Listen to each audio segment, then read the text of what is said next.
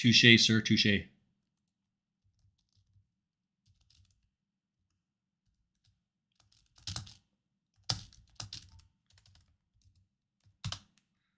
All right, there we go. Thank you, thank you. M shot, M1 shot, 2 kills. That should fix it up. And you know, I knew better.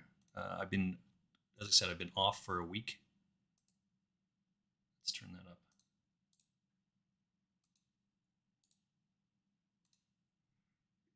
up. That's awesome. Hopefully that will fix it up. I am on a 5-minute delay, so it does take a couple of minutes, 5 minutes. So just give it a couple minutes, and we'll hear some action there. Oops. Let's come back. Let's come back to it here. So this is Paul Pro doing the same thing, right? He's trying to double up, so we don't want to let him do that. With only 2 minutes left in this tournament, we want to eat up as much time as possible for that guy.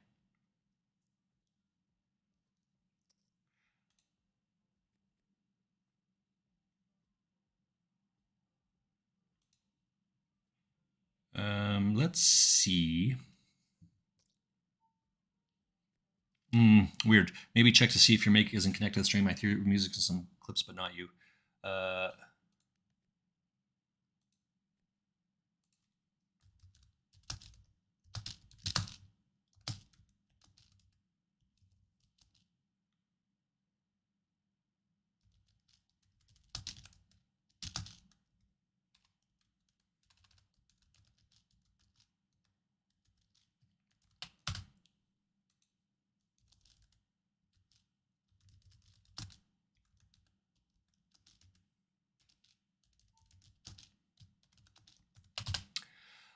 Okay, so we're back over here. This is not a very good hand. We have to flop a set to this. So we're going to call and try and do exactly that. Try and flop a set here, right? Excellent.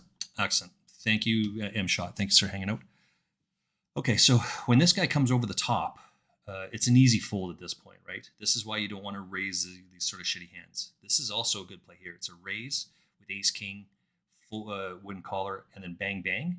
This is what these guys are just trying to double their stack and get lots of chips before, right? So this is an easy fold for us. Yeah, this is exactly where I thought. This guy folded one of these guys' outs.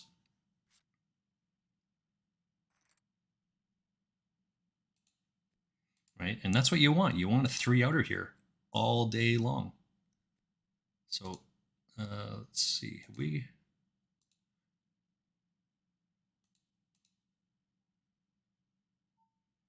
Let's see what we got going on over here.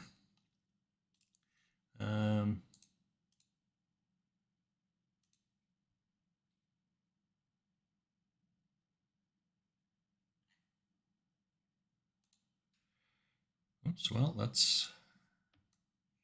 happens. Let's see what's happening this one way over here.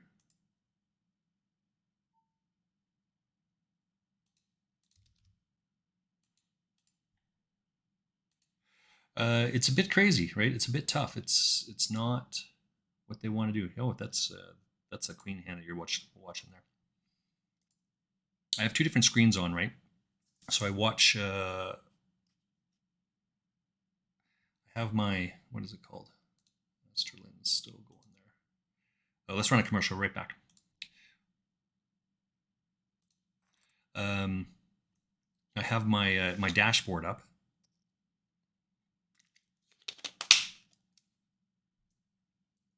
Which is a real-time piece. No, sorry, let me back up. It's a delayed, but then I have my my Streamlabs, my Stream Elements, my OBS software running, and that's a real time. So I play that one first. So when I see the comments come up, then I can discuss accordingly. So this is one of those hands that we were saying before, right? One shot, right? There's a raise here, but calling this doesn't work, right? This is how disciplined you have to be. You have to fold this stuff over and over. There, and there's the sound. I hear it. Touche, touche. Yeah, so that's good. The sound's back on. Awesome, awesome.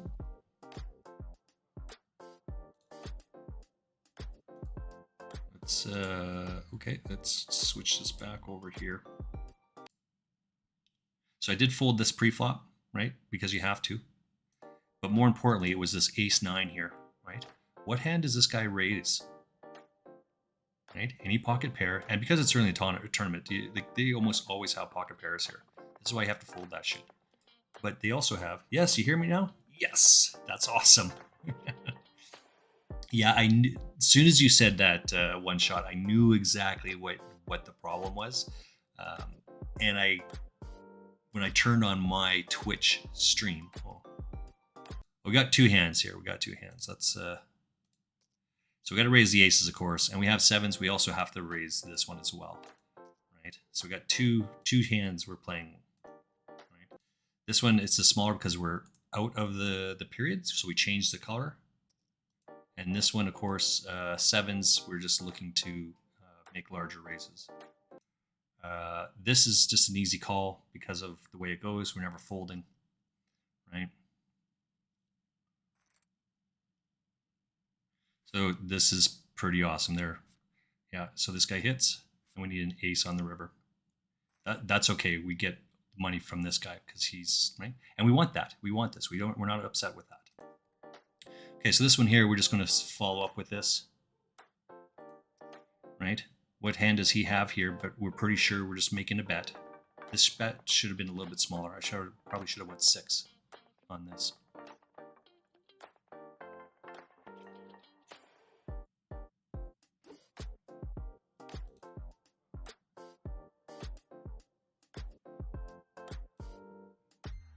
So the question is, what hand do you think he has here? Right? We're folding, but what hand do you think that this guy has here? Right? Ace, like any suited club there gets it. This is going to be an easy fold as well. Right? We've missed. We're going to do the same thing back here.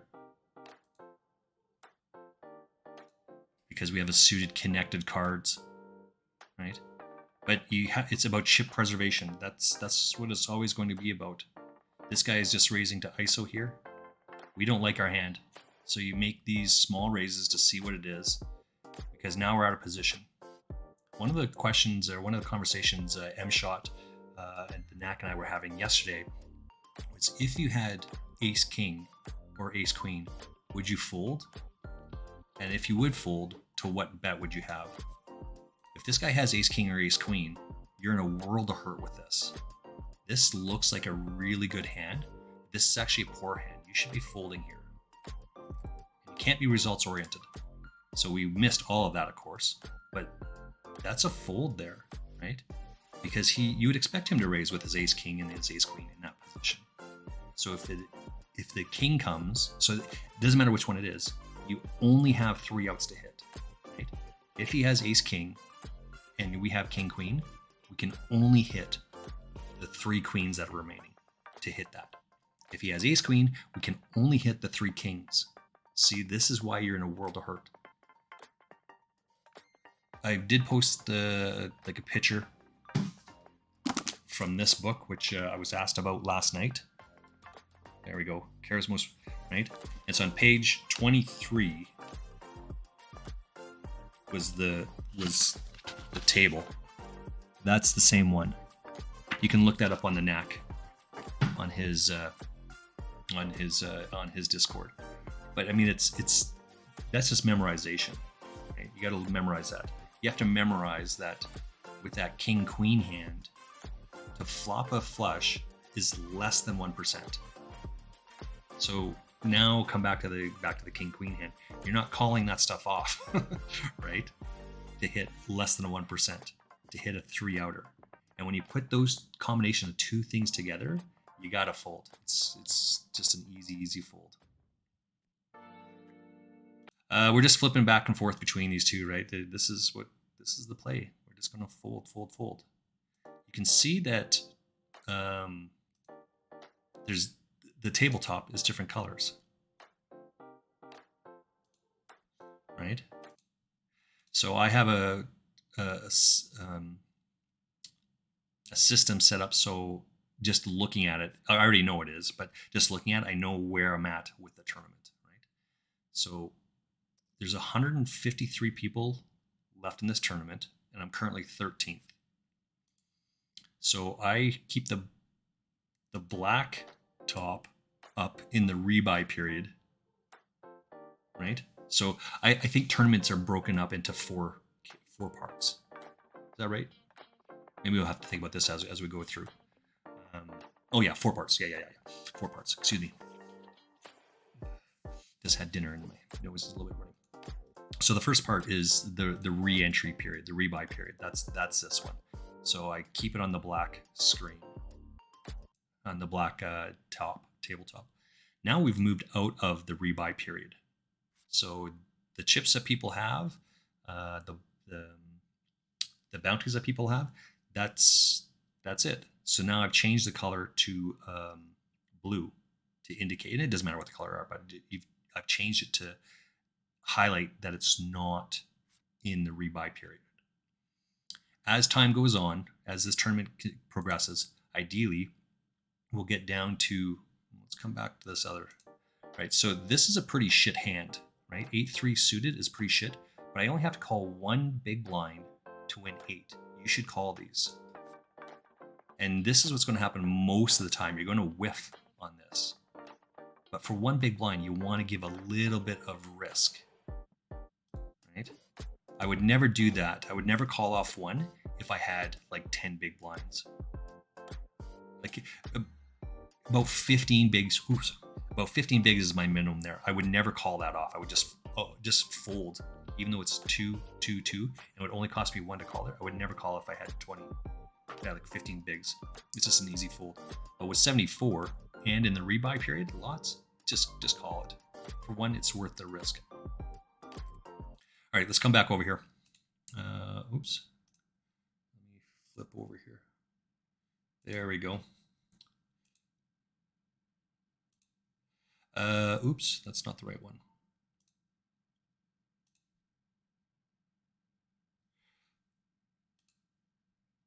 This is a fold, right? For the same reason that we talked about before. You're in early position, right? You have an ace. If this guy raises, what can I beat? I can't beat any of it, so you fold. I'm in an early position with 6-5 suited, better hand, but there's a min raise. This could be nothing, but this guy is even worse. Like this is a better raise here, and it's an easy fold. Right? Chip preservation is paramount. Chip preservation. I was thinking like 8x suited with the clubs, there. It feels like he hit the turn with the ace, but had the flush working. Yeah, right. Yeah. Let me. So this is the replay button up here. Let me just pull up that hand so I can refresh. But that's exactly right. This is why you fold. I had pocket 7s there, right? Yeah. So it's Jack 5-4. So he can't have ace 4 and he can't have ace jack, right? Because it's Jack 4 of clubs are up there. But he could have. So let's come back over this one. So this is the same thing, right? This is a fold for an all-in. It's an easy fold. You don't even have to think too much about this. Yeah, so now we're at, as it turns out, we would have been behind both of these hands, right? Easy fold. Easy fold. Okay, so back to this other one. Yeah, he could have, it's doubtful he has ace-king. I wouldn't put him on ace-king. He would have re-raised me pre-flop if he had ace-king, ace-queen, right? And because he has position. This is an easy one. You just 3.5 bet, because if he's calling, he's all in. Right? That's us, right? And we're never folding, so it's okay. Just is what it is, right? Yeah, we're never folding to that. And now he only has 3 outs. Now he has more outs. And now we get his chips, right? Easy call on that point, but you're raising to put the guy in. That's all. Okay, we were still talking about this hand, right? He could have ace 10, that's reasonable. Whether it's suited or it's not, it's still reasonable. But if it's not in clubs, he should be folding that. All right, so now we're in the same sort of situation where we were before. This is actually a pretty bad hand. We almost want to take a shot at this. It won't hurt us too much, but I'm actually going to fold this. This is probably a nit fold, but we have a lot of chips, so we can call this one off. But we're much more worried about this guy. If this guy raises, we have to fold. We'd rather this guy take the risk of this than us. Well, let's see. We hit the top two on that, but it goes runner, runner, flush. We're not worried about the runner, runner, flush part, but it's better to give up a little bit of equity and hold on to your chips. You're going to hear it again. Chip preservation is absolutely paramount in tournaments. Right? This tournament, 63 get paid. There's currently 137, so we are holding on to chips as far as we can. We are currently 17th out of 137th in this tournament. All right, so back to he could have ace-10 suited, right? Which when the flop comes, now he's drawing to the nut flush draw, right? And we lead out again, right? What hands would we have to lead out? As we talked about last night, I took the aggression with the sevens. He called. I led out on the flop. He raised. I checked on the turn because now I can't beat anything. Right? Even if I had pocket kings, I can't beat anything. So you'd have to fold, which is what I did. We don't really know, but it's reasonable that people have these sort of hands. And you have to make these nitty folds. This is a $109 tournament. Oops. Switch over here.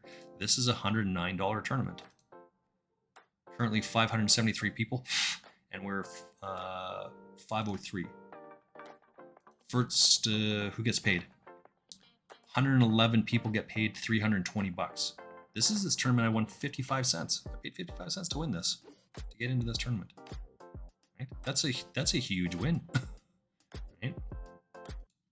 All right, come back over here. So now we're going to start whittling against people. This is a smaller raise here, but yes, you want to make a smaller raise at that point. I'm in for one to win 9, so minimum 7 big bluff it. It's a great price to call. Yes, you're talking about that 8-3 hand. Yeah, but again, because I have 75 bigs, you would call that, right? If you had 15 bigs, you should fold. Right? It's about chip preservation. This is a good hand for us, so we don't want to bet too large here, right? Bet about half pot, just less than half pot, because if any flush draw is going to come along here, now we're looking to pound a little bit here.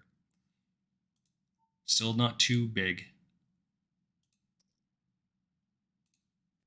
He's still coming along. Yeah. Right? We're in position. So then we can c-bet it. Now we're out of position with a mediocre hand. I could bet to 2.5 to put pressure on these guys, but there's no reason to do that. Right? These guys will either they have a hand that they're going to jam or they don't. This is a guy that'll jam. This is a guy we're worried about. This could do some damage to our stack, but we're okay if he does. Right? It's a marathon, not a sprint. This is an easy fold.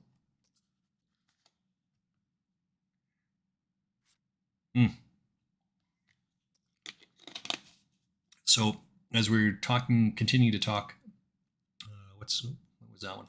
Not that one. This one. Got stuff all over the place here.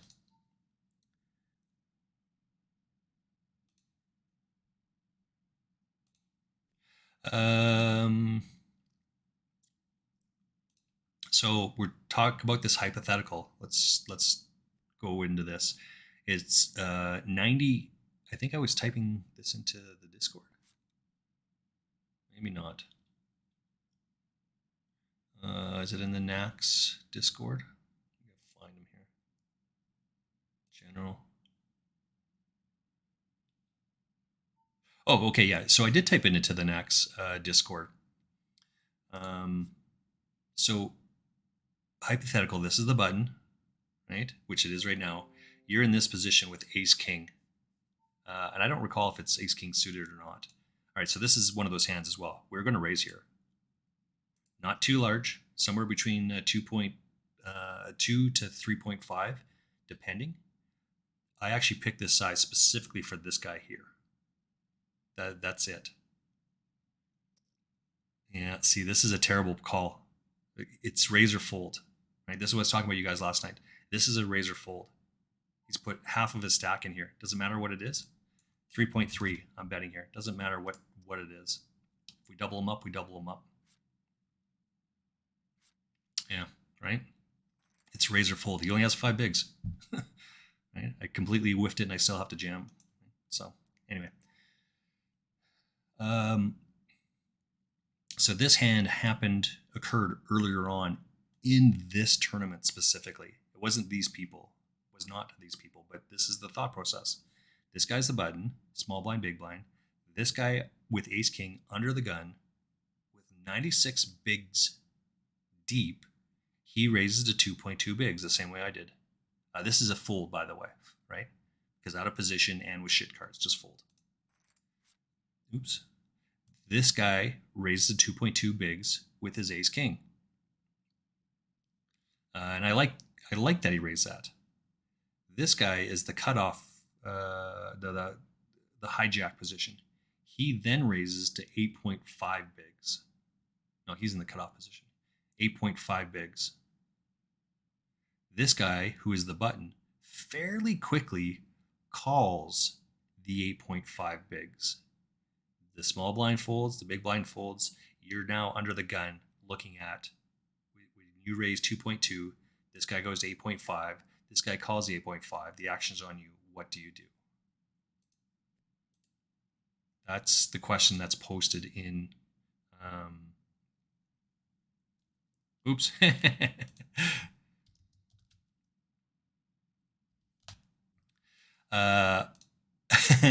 M shot. That's a very good question you posted in the Nax Discord. Well, what hand do I have? Apparently, I forgot to add that piece. You have Ace King offsuit in this position, and I just answered your question in there for you and the Nac as well. But you have Ace King in this Ace King offsuit in this position. Type it into either one of those two things. I've got the Nax Discord open. Better yet is if you actually type it into the chat box, and we'll read it out and we'll share a little bit of the thought process. Well, we have a good hand here. We have a premium hand. We're on the button, and we have kings. This could be all sorts of shenanigans, right? The typical play is have like a big hand and look to check raise. But because we have a premium, we're gonna give every option to this guy to do that. If we go broke, we go broke here. But we didn't play in this tournament to fold pocket kings. We went 3.4 because he called this. So now what hand does he have here?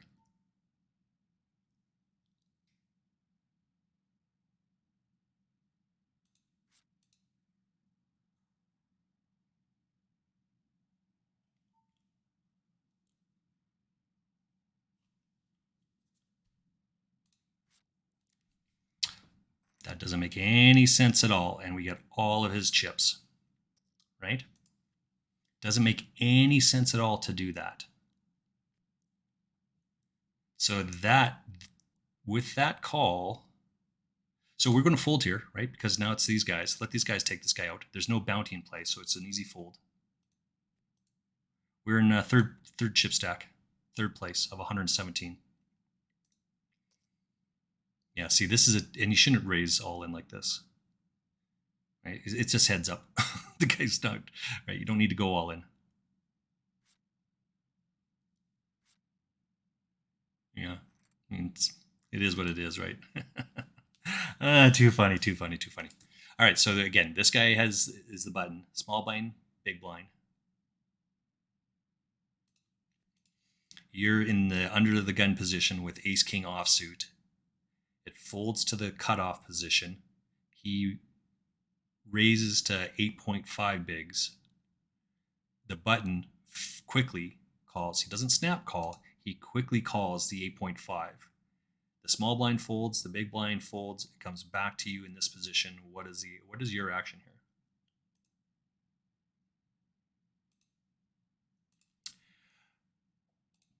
Oh, we got to run an ad, and we have to have a beverage.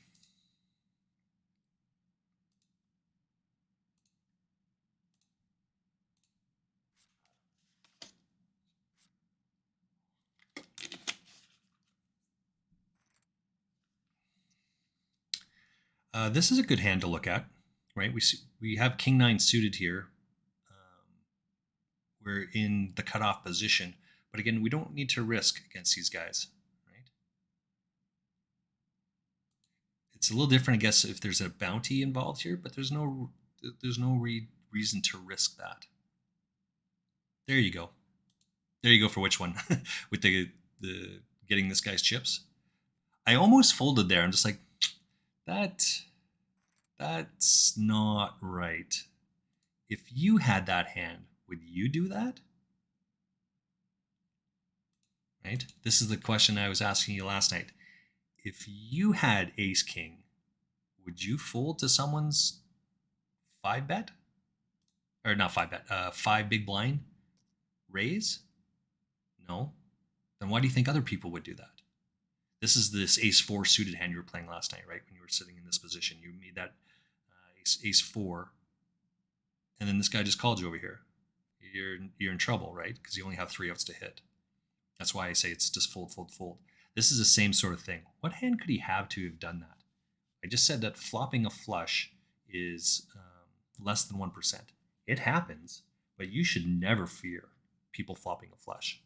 And if it happens, then it just happens, right? So then what else does he have here?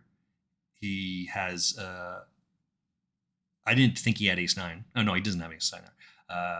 I thought he had an ace of diamonds because that's what people do. People bet on the come all the time. That's why you just call, right? And it's the turn that's the important inflection point, by the way. You'll hear me say this a bunch of times. The turn is the inflection point, not the river. People talk value, getting value. You only have 2 streets of value. You have the flop and you have the turn. You get 0 value on the river because they can't call. Right? If they're on a flush draw and the pot's 100 big blinds, if you bet 1, right, that seems like great value. But if they're on a flush draw and they missed, they can't call. Right? So there is no value. Right? It didn't make any sense that he would do that with that hand.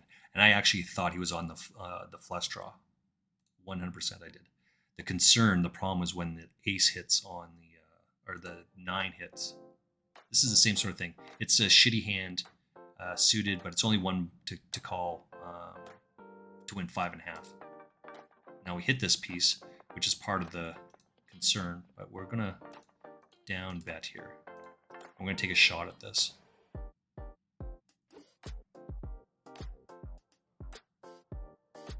You can check raise in this, but we have a mediocre hand. This guy's now saying that he has that. Right? That he's either on a flush draw, he's got a bigger pick card than we. He's wondering what we have for us to call there. We are going to fold because we want to chip preservation 53. Even though we have second pair here, we'll wait for a better spot. Come back to this one. This is just a fold. Right? Let these 2 guys fight it out. We have suited connected. Just let them figure it out.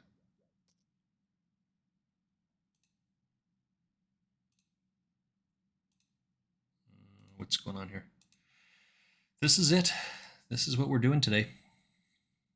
Oops. It's just fold, fold, fold, back, back, back, fold, and fold, and fold. Let's come over to this other one here. So this is now 3 hands in a row that this guy has just raised to 2.2. At least 2, right? He did it when he was on the button, and he just did it this hand as well. He's in position, essentially min-raising. And when he gets pushed back against it, he can do that with aces, kings, queens, ace, king, ace, queen, right? It's difficult for us to call from out of position, right? Because as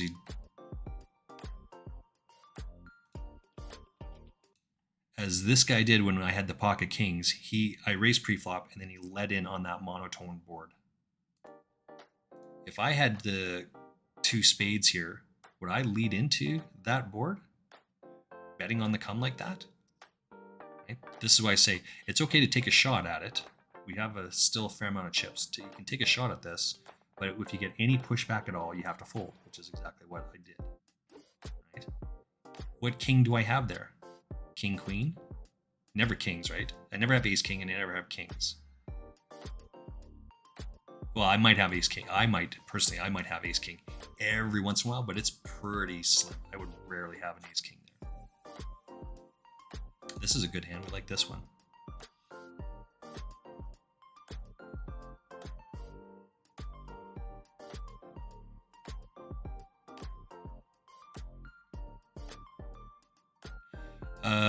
Let me ask you different.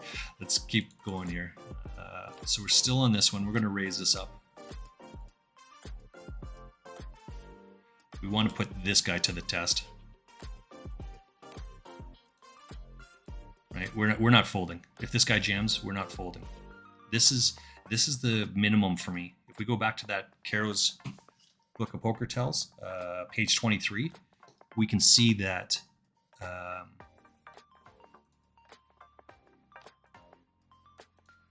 We can see that if he check raises, we're going to have to fold. Yeah, there we go. We can see that 40% of the time, there'll be an overcard, which means 60% of the time, there isn't.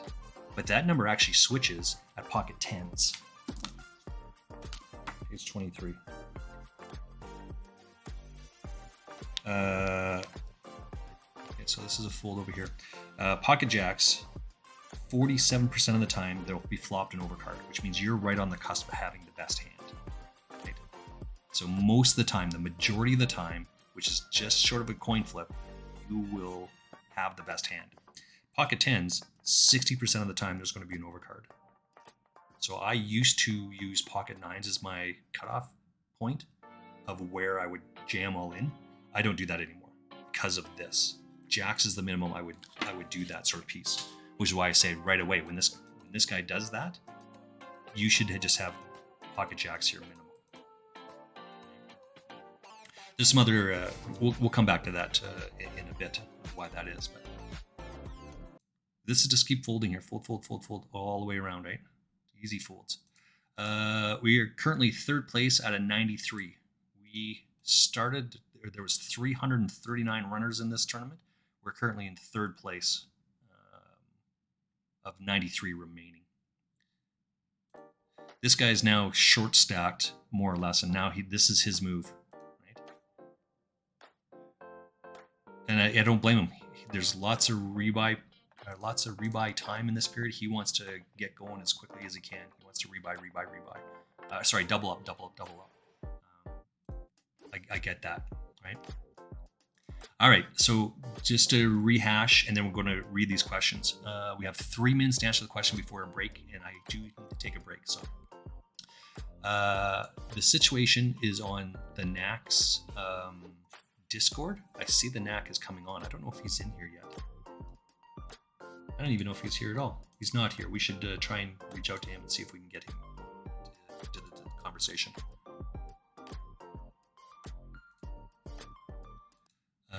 So this is the same sort of thing. If it folds all the way around to us, we'll be calling this. We won't be raising this hand. We will call this because the odds are too good for us. If this guy had went to like 5, this is an easy fold. But he just barely won, right? So we'd call here. All right, so let's play this hand and we'll figure it out. We got 2.5 minutes. and now we hit gin on this. What hand would we lead out for here? Right? He was the aggressor pre-flop. We want to give him every opportunity to put his chips in there. And this ace is really good for him.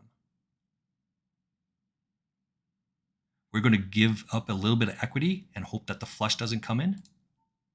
The flush does come in. So now we need to take the lead and rep that that's the hand that we have. We're going to, unfortunately, we don't have a choice at this point. Now we have to put this guy in the test because we repped this hand. There it is, right? We sucked him in because we know that with that ace, that keeps a guy in just the same way I talked it through. The ace is good to have there for us. Okay, so the situation is this. The button is right here, small blind, big blind. We're under the gun with this position with ace king offsuit. We raised to the chip stacks were at 96 big blinds. We lead from our 96 big blinds to 2.2 bigs. That's folded to the cutoff that's over here. He raises to 8.5 bigs. The button almost quickly calls. He doesn't snap call. He quickly calls the 8.5. Small blind folds, big blind folds. It's back to us. The question is, what is it we do? All right, M-Shot says, what is the action and why? With the snap call from the button, I would fold. We're actually going to lead this one. I would fold, but if not snapped, I would call. Why? I feel with pre-flop, I have the best hand versus queens or lower. Okay, so you actually don't have the best hand because you have to hit the ace or the king. If they have pocket queens, you are not a hit, right? Ace king versus pocket twos is behind on a coin flip, 50-50. You are behind, so you don't have the best hand. Okay, you're on a drawing hand. Queen, queen, or lower. But with a button in, I would fold. I think that's a good, strong play. I think I would seriously contemplate folding there. I'd probably call, actually. No, I would. The 8.5, I'd probably call it to see what happens. Like if the ace or the king comes, then you can just go again, right? Because it doesn't matter. Because this guy could do this with a bunch of different things. But what this guy did, he then snap raises all in 96 bigs. With no snap from the button, but quick call, I still fold. Okay, well, yeah, I think that's a good tight fold. I can get behind that. With 96 bigs, kind of have to take a little bit of risk. If you have like 30 bigs, I think it's easier fold, right? 40 bigs even, because now you're putting 25% of your stack in there. Still have to fold probably. I don't know. But I feel it would depends on in the money, bubble, or such. It's not. It's this tournament. So this is well before, right? We're not in the money yet. We're still in the rebuy period. I guess you could do it, but you know, because thinking if I'm in the money and the two that called have lower stacks, I could call for ICM. I think. Hold that thought. I do need to take a quick break, and we will finish off that conversation in just a moment. Where is my thingy here? Because I have a BRB. I'll be back in 4 minutes or less. Right back.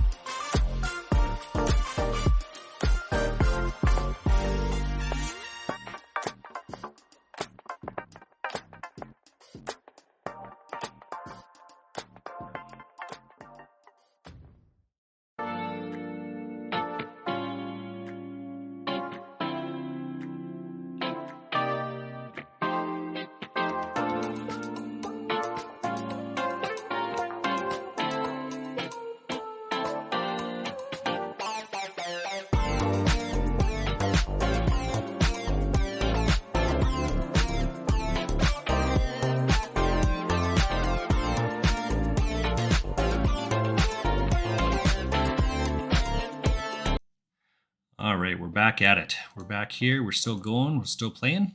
Let's just a quick review here. We're in second place in this tournament with 86 remaining.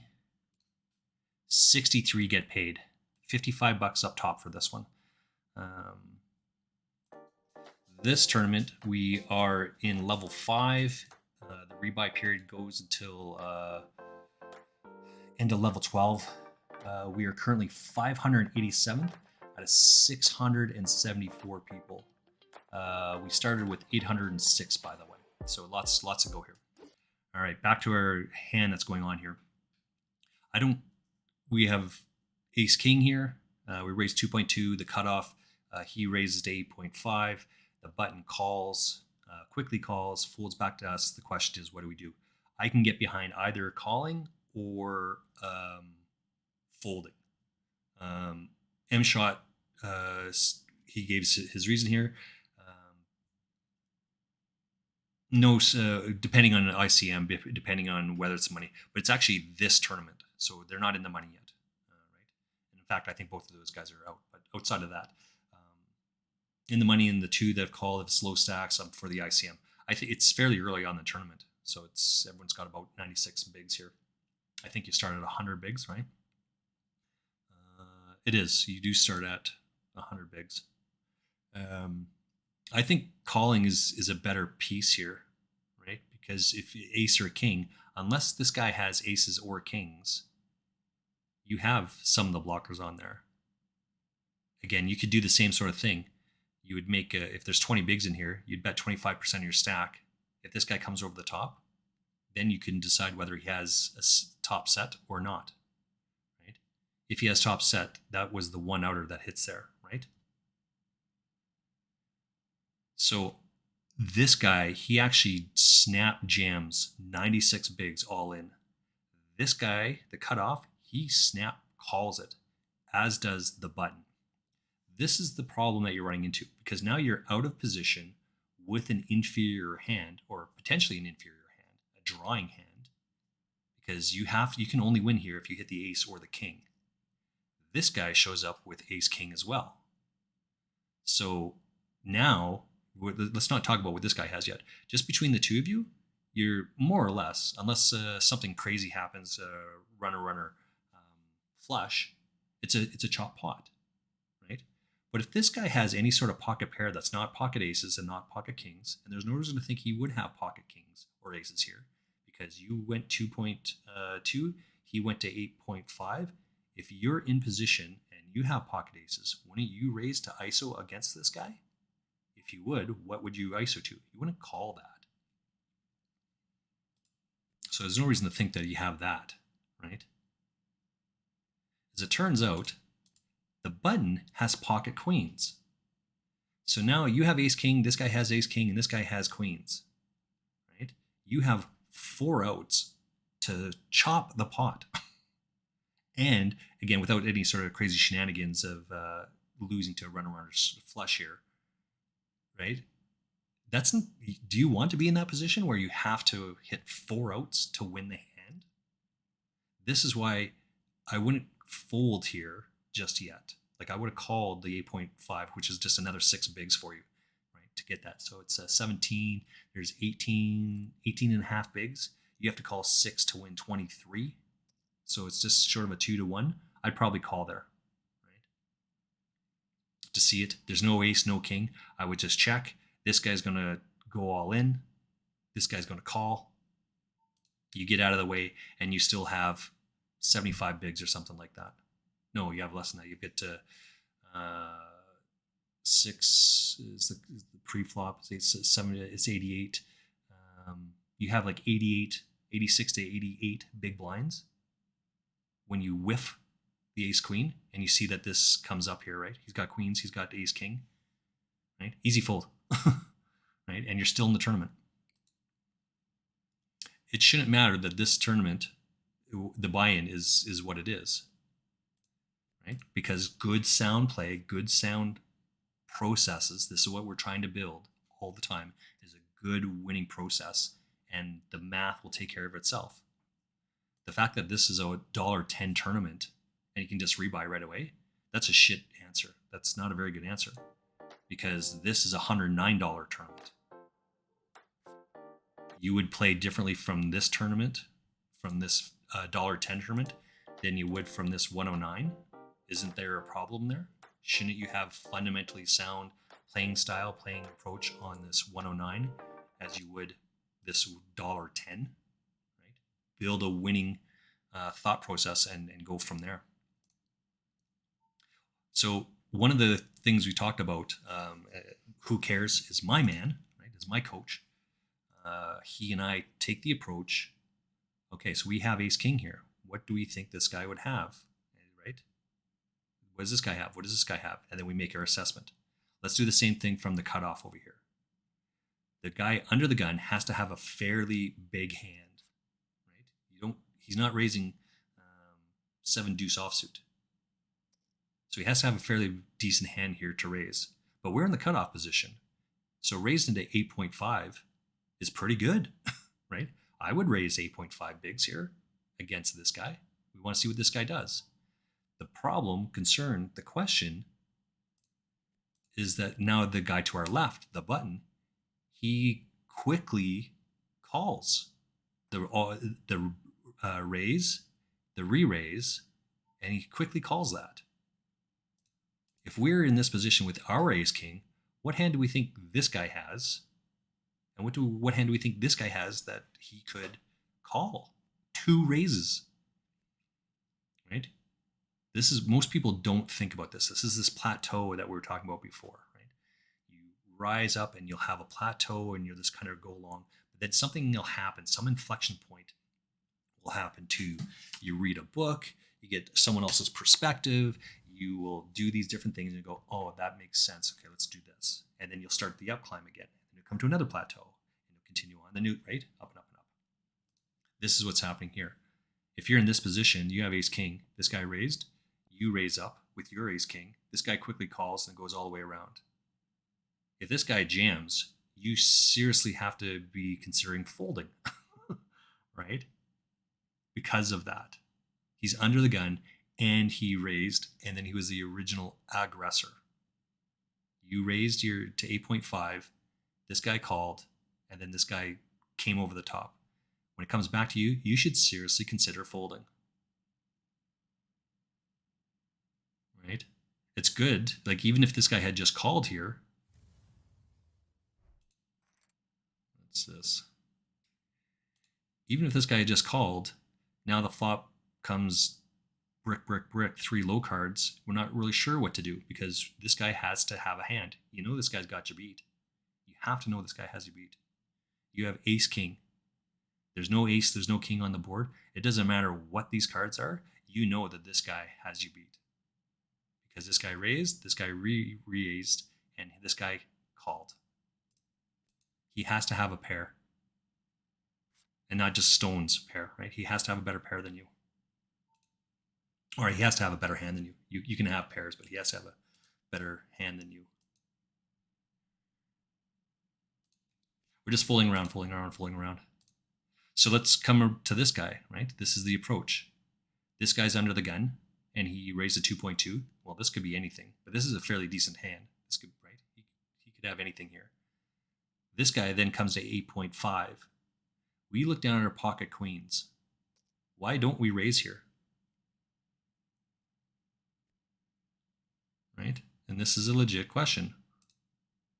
Why don't we raise on the button with our pocket queens?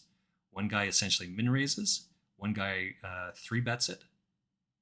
Or 4 bets it, I guess. Like 4x's the bet. Just short of 4x, I guess. What could he have to do that? You're calling with your pocket queens to fade the ace or the king. That's it. That's it. That's all you're looking to do.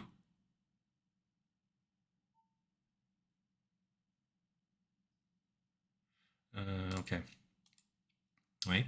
When there's no ace and no king on that board, it doesn't matter what it is. You know that you're almost ahead, right? Like 100% of the time. The guy has to hit the set somewhere along the way. Does this guy raise pocket fours like that? I don't know. Maybe. This is a good enough hand to raise here, right? We're just essentially min raising. Any sort of pushback would probably fold, but we'll see how it goes. These guys are starting to look at the money jumps here, right? 63 get paid. We're 77 people. Right? We're not folding here. So we'll just down bet it again. Got to have a jack here, right? What hand does he think we have? Yeah, well, that's good for us.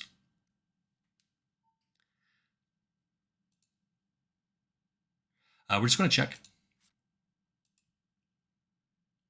He should lead here. What hand does he have here? 8-9. Turns his diamond. No, we should be ahead. Yeah, right? Exactly. There's no way he has that. Right? But now we can't take that risk of this. That's why we do that. So when this guy has pocket queens and he quickly calls, you know he has a good hand. Right? Or we have a decent hand. We're just fading the ace or the king. When this guy, because this guy raised, and then this guy comes over the top and jams in here, and this guy calls, now you're just, if he's got it, he's got it. Right? They can't both have aces, kings. Right? This is the guy could have that, but it's more likely not. So you're just throwing it in there. It doesn't really matter what it is. And then when you see when all 4 hands are showing up, ace, king, and you have pocket queens, these 2 guys have 4 outs. You want to shovel, if you're this guy with the queens, you want to shovel as much money as you can into that pot as a cash game or in a tournament, right? Because they have 4 outs. Idiots talk about this shit, especially on my Instagram, right? They do all sorts of stuff. One of the hands is, I dropped Mrs. Frostmage off at the airport yesterday. One of the hands is, it's ace king versus ace queen. Neither are suited, so they're both offsuit. And the flop is jack 10-9. So the ace queen has an open-ended, and the ace king has overcards. The type of questions they're asking are, these are your 2 hands. This is a flop. Which hand would you rather have? This is a no-brainer, right? You want the ace king hand every single time. Now, I think people are just trolling on the backside, and it's okay that they troll, but you have to know and recognize that they're trolling. Yes, you're open-ended. But the other guy, yeah, you're open-ended with your ace queen, but the other guy has ace king. Right? If a queen comes, giving you top pair, top kicker, you lose because he has a king high straight, right? What did I say? It was a jack 10-9. So an 8 could come. So there's 4 outs, 4 8s that could come. This is a fold as well.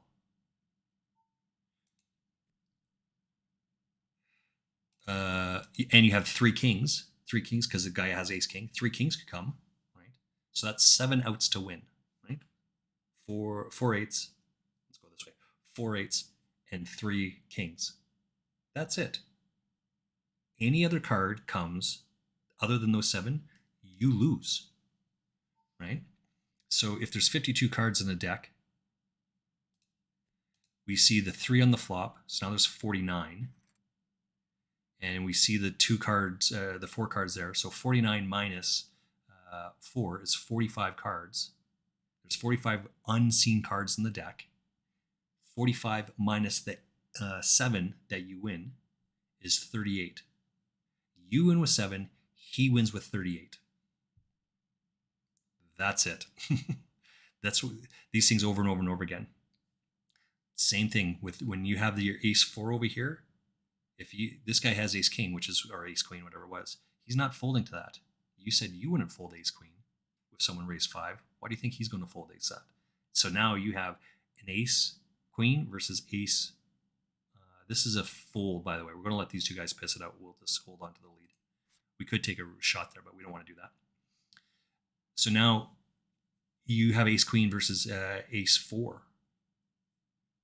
We know that flopping a flush, and even if you hit 2 cards of it, it's still tough to hit that. But again, it's on the strength of the hand. We can do the exact same process, right?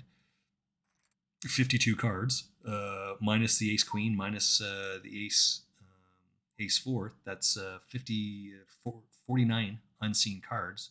You win with 3 because you can only win with the 3 remaining 4s. Every other card he wins, unless you have some sort of flush draw. But then you want to see cheap. That's making a lot of sense looking at it from different people's perspectives. Yeah. Right? People think about this stuff all the time, right? And you're trying to elevate your thought process, right? I'm sure that you've heard this or something close to this, right? New players say, oh, these are my 2 cards. And then the next level of thinking is, oh, what do I think my opponent has? And then the third level is, what do I think my opponent thinks I have? Right? When I called this guy off with the pocket 8s, or sorry, the ace 6, when I flop ace 6 deuce or whatever it was, that's what I put this guy on. He raised pre-flop, we hit it. He has an ace here. That's a good card for us. We're going to get all the guys chips. We're looking to make the inflection point on the turn. Right? If we had a flush draw, would we check that flop? Let's come back to this other table. Right? When this king hand came up here, if we had a flush draw, would we lead on that board? We didn't lead on it on this board. Why would we lead it on the other board? Right? That's not typically what people do. Right? So what king do we have here? Well, this guy is saying that he can beat a king. In the same way that we check raise this guy, because we didn't check raise, we just called. We're repping that it's a flush draw, and then the turn card comes, and then we lead out because it's reasonable for us to call a flush draw. The flush hits, then we lead into it. And the error that this guy makes is it's an either or, right? You can always tell milker bets, right? They're milking you when they make when their bet size is proportional to your stack size, right? If I went 8 bigs on the turn, he can get away from that. But if I go 4 bigs on the turn and he calls, he's never folding the river. Right? So this guy has to know and recognize that he should not call. He should raise or fold. On the turn, he should raise or fold. There's no calling there. If he has a flush draw, he can't fold it, right? He has to call. So what would have been the nuts there? The king of clubs?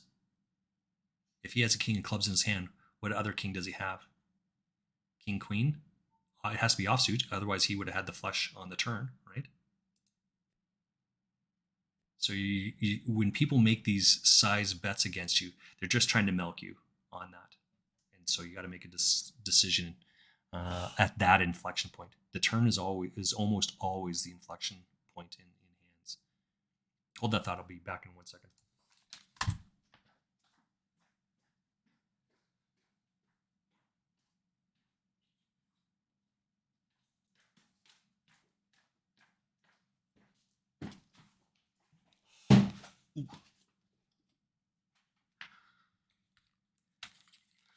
So I read 2 books, 2 poker books every year.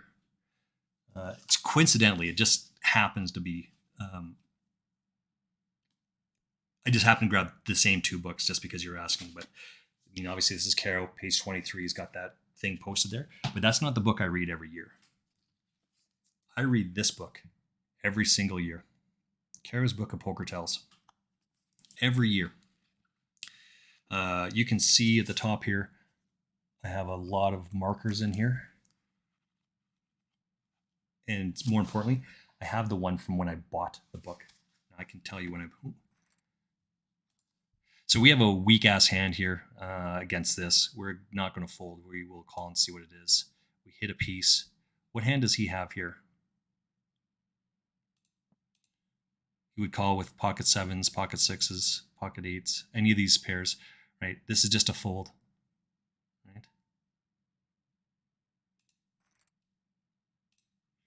Yeah, just an easy fold. I read this book every single year.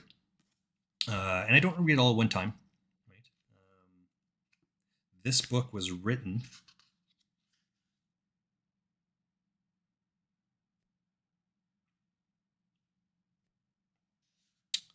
this is a copyright. The copyright on this says 2003, but he wrote this before then. I'm sure he wrote this in the 70s. Maybe he wrote this in the 80s. There's some poker pros. One specifically is Doug Polk.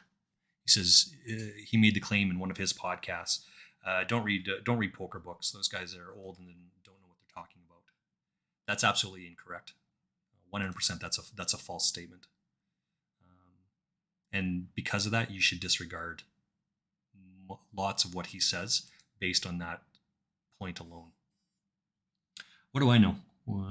Well, the oldest book I've personally read. The oldest book I personally read is 2,300 years old. But because I don't speak Greek, let me pull this up. This is a fold, by the way. Yeah, we would have hit the river there, but that's a long way to go. That's an easy fold. I have a university degree, and so part of moving into like senior classes, I've taken some graduate courses, and I've never thought of poker this way. Like, this is a whole new way to play. Well, again, when the student is ready, the teacher will appear. I think that's this statement, right? I think that's the saying. Holy fuck, this guy is like ripping into me here. My friend Who Cares is playing. This is my coach. Who Cares is my coach. He's playing in the WSOP right now.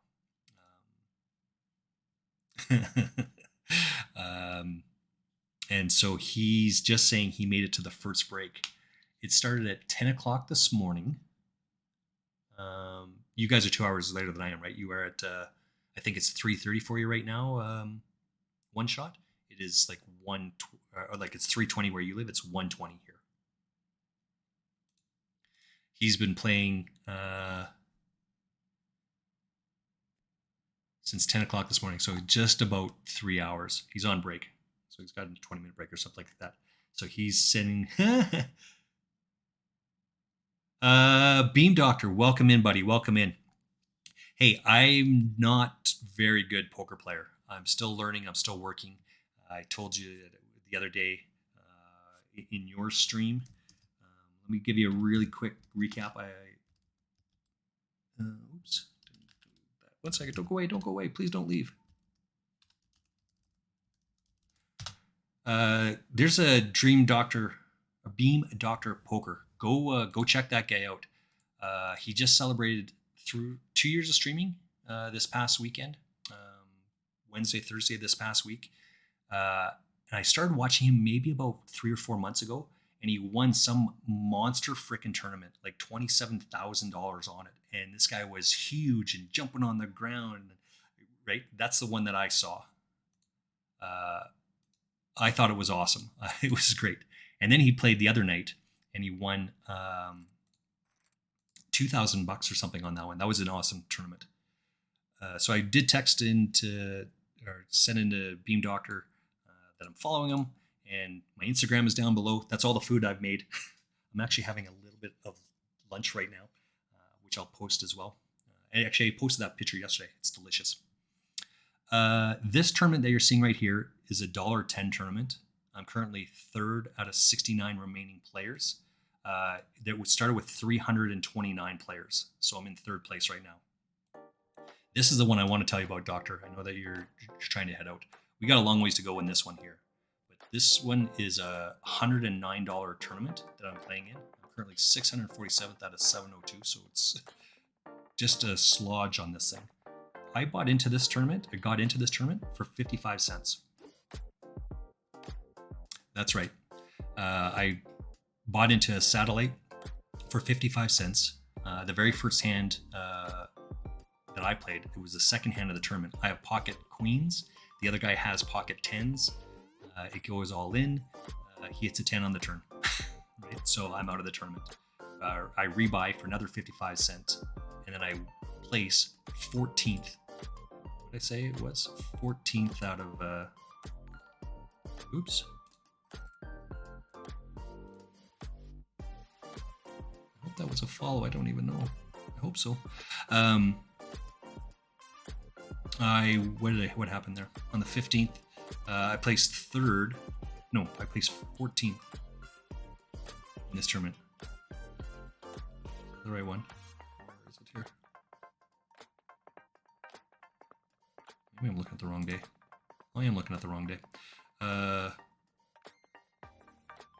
Anyway, I placed 14th out of the 86 or something like that. I won a $3.55 ticket.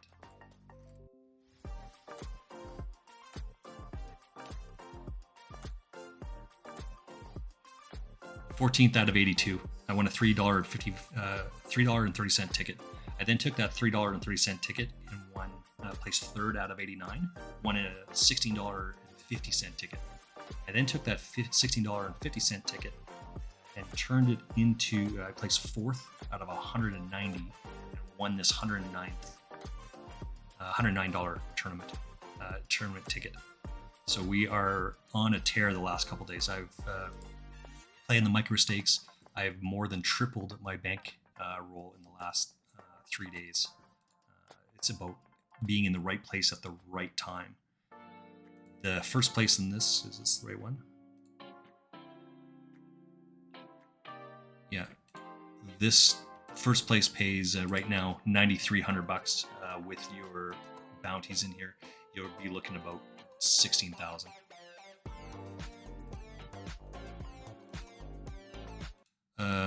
So when we were talking about some of these other hands, it's about where to play and why you would play. And when you're getting the right odds, you call a bunch of different hands.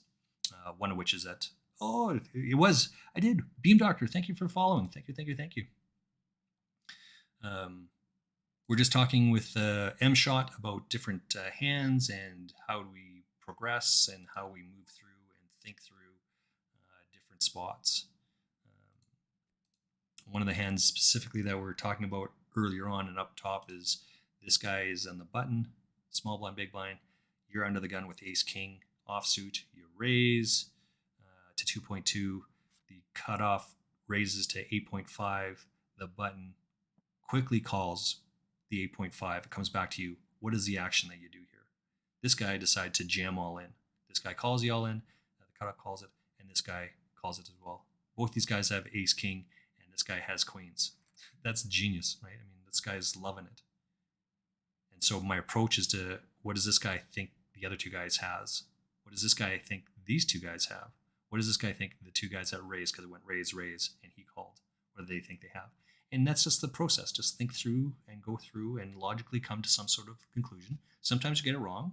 Sometimes you get it right. And it gets better and better and easier the more you do these things, right?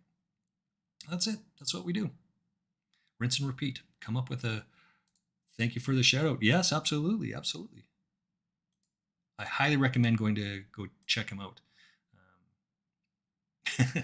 Even when you jump on the roommate's bed, waking her up, go get up, get up, get up. That's an awesome story. Everyone needs to hear that. And then you have to go to work the next day saying, yeah, I won more money than I make at my job. That's also awesome. Okay, so we are over at this one. We're not folding here. If he calls, we're going to go broke. Yeah, doesn't make sense. This is a good flop for us, right? We raise pre-flop. We want to keep the pressure on. Because if you had ace king, ace queen, aces, kings, pocket jacks, and you hit that flop, you would do all of that. Right? So he would have to call and miss. We don't want to do that. We want to put the pressure on. Rinse and repeat over and over and over again. This is going to look fishy because now we have 3 good hands to make a move on, right? Because we're raising all 3 hands. Depending what happens here, we may or may not raise this ace king. Probably not going to fold here, but... Right, so now the question is, do we call 1.1 off of our 37 stack? What happens if a king comes? What happens if a queen comes?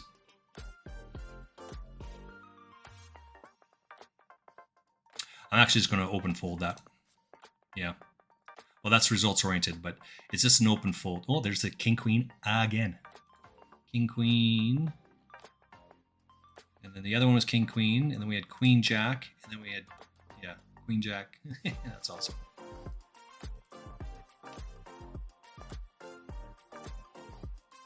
So we're going to be playing poker all day today, for sure. This one, we are right on the cusp here.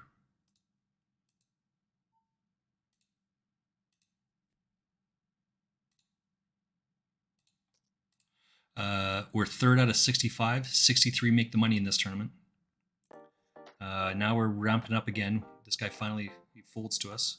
He's done that 3 times, which is good. It looks suspicious because we've raised or called three hands there. Let's come back to this other table here. These guys are all waiting to try to ladder up. Being in 3rd place, we can put incredible pressure on these guys, right? Because they're all trying to make the money. So we are going to make some fairly large, fairly wide raises with some really, really bad hands because these guys really want to make the money. If anyone pushes back against us, we'll give it up, but then you rinse and repeat and do it the very next hand. Right? Steal, steal, steal, steal, steal. Ooh, someone pushed back at us, hand in the cookie jar, we fold it, and the very next hand, continue back at it. Steal, steal, steal. Right? These guys want to make the money. That's what they're trying to do. Okay, back to what we're talking about. With my friend with Who Cares? He is playing in the WSOP. Let me tell you about Who Cares' experience. I do believe that this is his... No, it's not his first. He played the WSOP 2 years ago. It was a... I don't know what it was. $300 tournament? $400 tournament? I don't recall which one. I don't recall what one he... what event he played in, but he actually went out on the second hand of the tournament, and it tilted him. He's not going to admit that, of course, but it tilted him, and he recognized it, and so he didn't go back. He's got pocket kings. So the under the gun, the second hand, the under the gun raises to like it's 50, 25, 50, right? He raises to 150. And Who Cares? He re-raises it. So this is what we're saying, right? It's an either or hand. We're not going to double this guy up with this because that's what it is. It's 14 bigs, right? We'd have to double the guy up. We don't want to do that. 10 bigs takes us down to 39. It's just a fold. Yeah.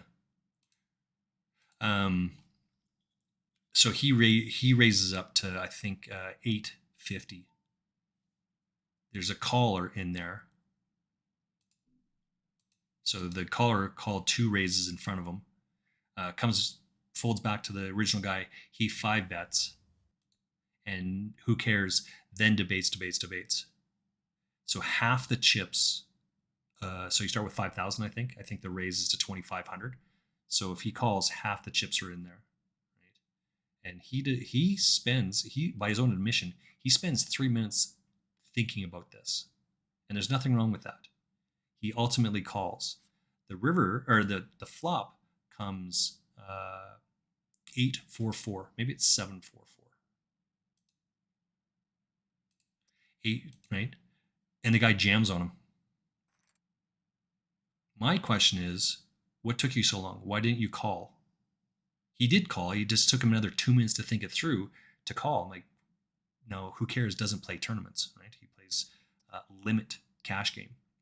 My question is, you got to get some experience, and this is why, right? You that's the flop you're looking for. No ace, no king. You're fading the ace. There's no ace on there. What hands would the guy raise? Aces, kings, queens, jacks. Maybe tens. Probably not tens, but maybe tens. Ace, king, ace, queen. Right? If you don't have those combinations of cards on there, what are you afraid of? It's true that he could have pocket aces, but you don't need to spend 3 more minutes thinking through the problem to get to that point. Right? So you snap it in there. As soon as the guy jams in there, you're jamming it in there. Right? As soon as he says all in fang, yours are in there as well. That's how quick it is. So it just is what it is, right? It turns out Who Cares has pocket kings. The other guy has pocket queens, and he hits a queen on the turn. Well, that's exactly what you want, right? You want to be funneling money in here. You want the guy to be drawing to 2 outs. And as a cash game specialist, as a guy that's learning how to play tournaments, you want to be putting money on this over and over and over again, right? Because they have to hit. You don't. Doesn't matter what comes. If it's not a queen, any card can come there. As long as it's not a queen, you're winning, which is what you want.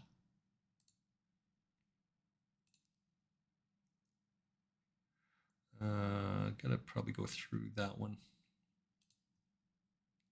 Okay, so now we're going to change the color again, right? We start off with the black top, which is the rebuy period. We change it to blue because we're out of the rebuy period. Now we're in the money up here. You can see. Oops, that's the right one. There we go. We're in the money, so we're going to switch over to a green for the money. And when we make the final table, then we'll switch it over to that one. We'll just call this.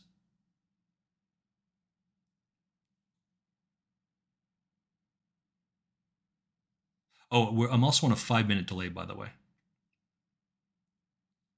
I don't usually go too big of a delay, but these are big tournaments. For me, these are big tournaments. So we're going to rip this up.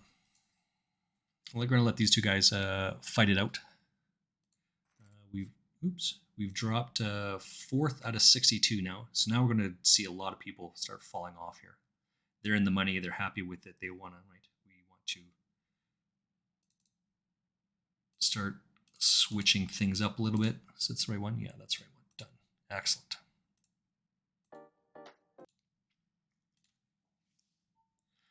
There's a lot of people playing this D4.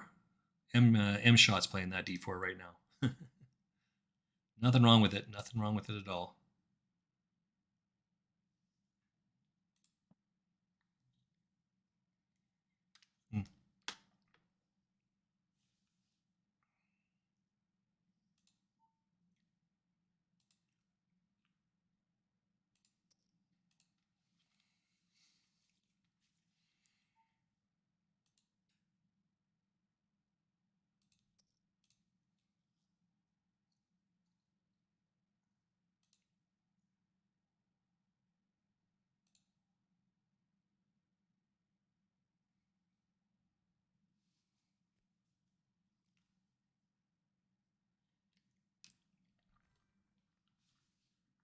Yay for us.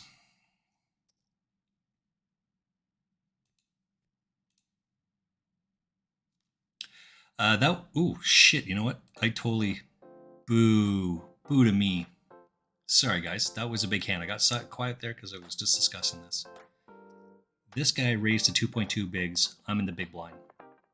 I have 9-7 offsuit. So we call the flop because it's not bad odds, right? We want to see what comes. Maybe we can make something happen. So the flop is 8-7-3 offsuit. We hit the 7. We don't have any of it, right? So we check to him. He leads for 2.9, and then we call. The turn card is an 8, so now it pairs the top card. We then lead into it for 75% pot, 60% pot, and he calls. The river card is a heart, but we lead for 16 bigs into the 25 bigs, leaving us 5 bigs here. He ends up folding to us. So the question is, what hand would you fold there? Right? We got a better hand to fold here for sure. But if we're calling with the top pair, which people do, right? People call top pair on an 8. And then an 8 hits on the turn. Why wouldn't you lead into that? You don't need to check raise. You lead into it. Because it would be absolutely criminal for this guy to check behind. So you put the pressure on the guy. And then even though it goes runner, runner, flush, he doesn't think that we have a flush. Right? But when that 8 hits, that's good enough for us to put the chips in there. He ends up folding. We're in there. That's a big stack for us. Would have went runner on that, but outside of that, yay!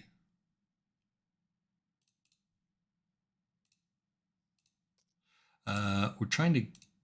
Oops, what happened here?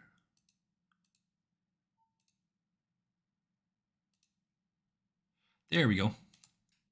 So we got pocket queens. Rihanna's here as well. Oh, you guys go check her out. I didn't know. Sorry, Rihanna.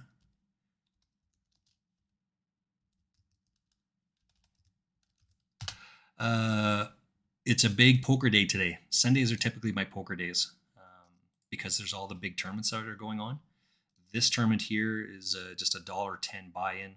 First place is for $55. I'm in 6 out of 53. It's just a little bit of money. But more importantly, this one over here, this is a $109 buy-in. I won my way into this tournament with a 55-cent ticket. First place in this tournament is first and second place is $8,900. And because of this this bounty that's added on there, it's probably another $6,000 on top of that. Right? So first place will be about $14,000 for this tournament. Currently, there's 1,000 people that bought into this, right? So 1,000 times 10 is it's 10. Well, there's 125,000 guaranteed in this. Right? They've collected $100,000 right now. They're guaranteeing 125,000. Yeah, 1,000 people times the $100 on there. So still got a little bit more to go. That'd be a pretty good payday. I'm not gonna lie. Mrs. Frostmage would be very happy if I had that. We're going to check this guy out as well. I've played against this guy a bunch of times. I didn't put down any notes on the guy, but we have lots of comments about him. Let me just update my records here. I'll be right back. Because I haven't... I do track all of this stuff, by the way. So this Daily Legends has got 329 people so far. Excuse me. And... Oops, is that the right one? And this one has 1,011 people in it. I expect this to come fairly close to doubling. There should be about 1,600 or 1,700 people in this tournament, which is an all-day affair. We've got a long ways to go still. Let's switch this over so I can take a look real quick.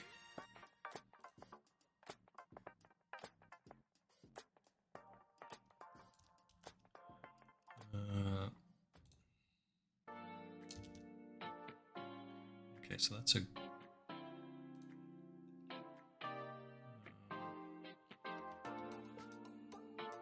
bots.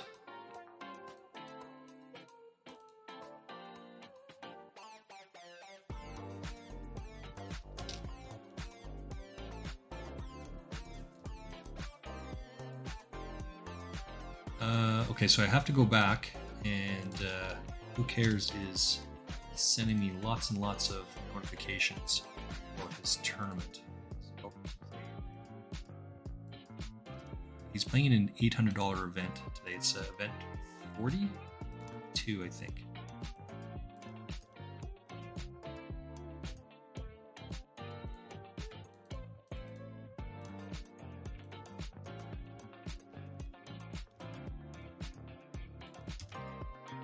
So the fact that he was out of that tournament last year, the year before.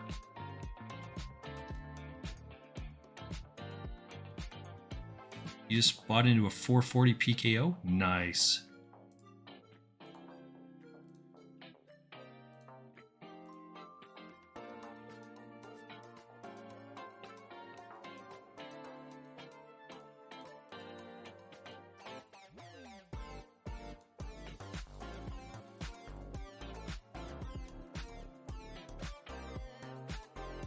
Oops, let's come back over here so we can see. I'm fairly sure we got a better hand to fold there.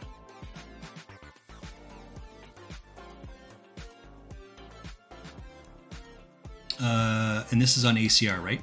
You bought into 440 ACR. Discord still has you playing D4, by the way. Oops, let's come back over to our other tournament here. So this is starting to drop off a little bit.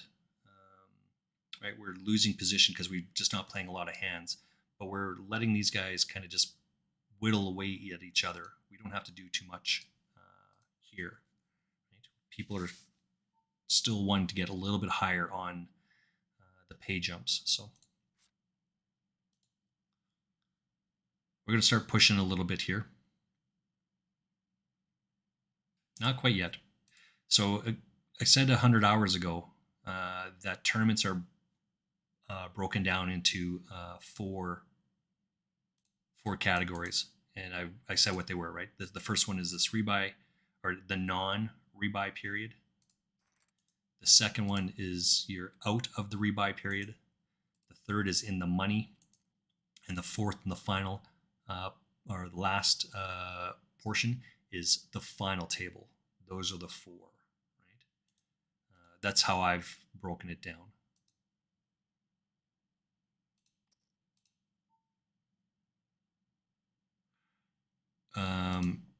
But that being said, I still add another piece in there from the final table, breaking it down to the top three. And then once it's three, then I just change gears a little bit and just rip it up.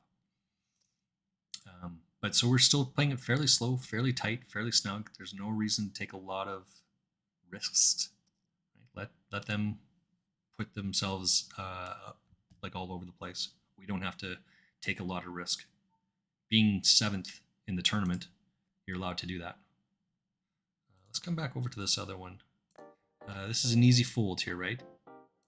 We could take a flying leap at it, but there's no reason to do that. No reason to take risks like that.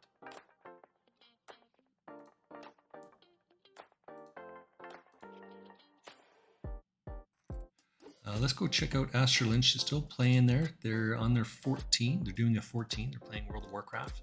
We do not support. We do not play D4.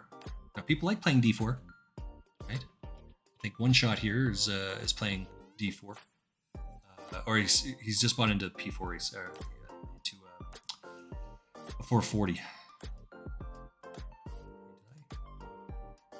Oh yeah, okay. Just hasn't updated yet.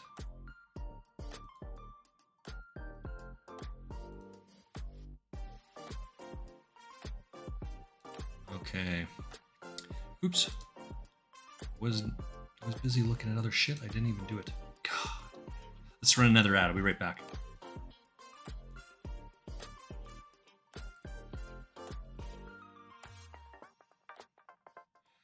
This is a good hand to talk about, and why this is not. It's a fold here, right? You have to you have to flop a set with these pocket twos.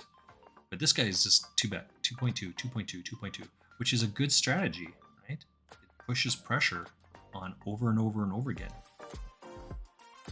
People want to make the final table. People wanted to make the final table here, and you can start doing the same thing, 2.2, 2.2, over and over and over again. Push against them, absolutely.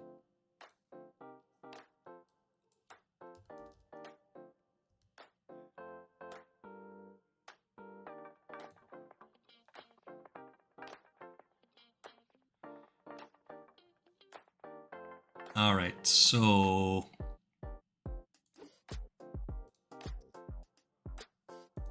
these, I tell you, I'm just like, wow. Just absolutely wow. As I said, I have a lot of history. Are we on the right one? Yeah. I have a lot of history with this guy. I've played a ton against him.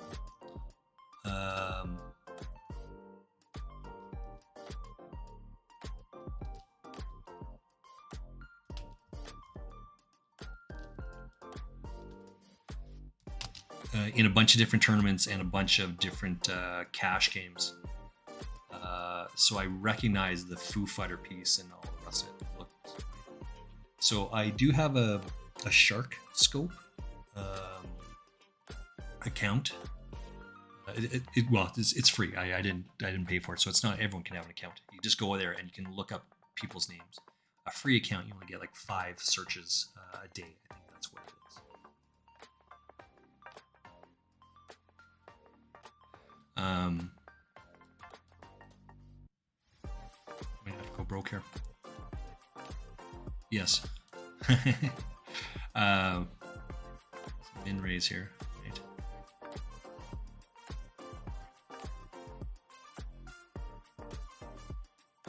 I'm connected to my P5. That's why. Oh, okay. Yeah, I assume that's what it was, right?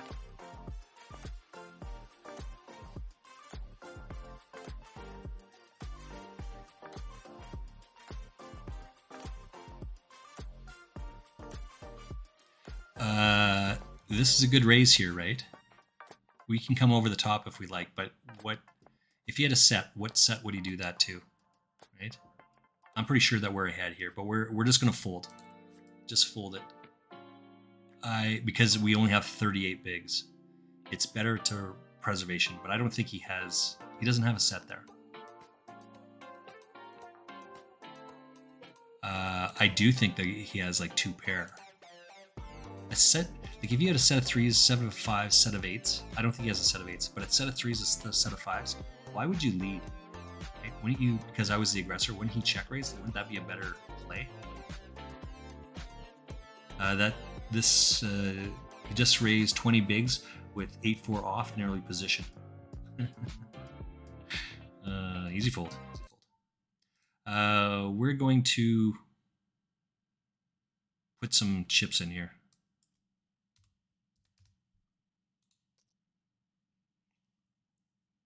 It's about half so that they have to come over the top.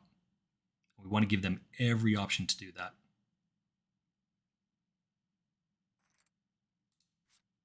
That's unfortunate.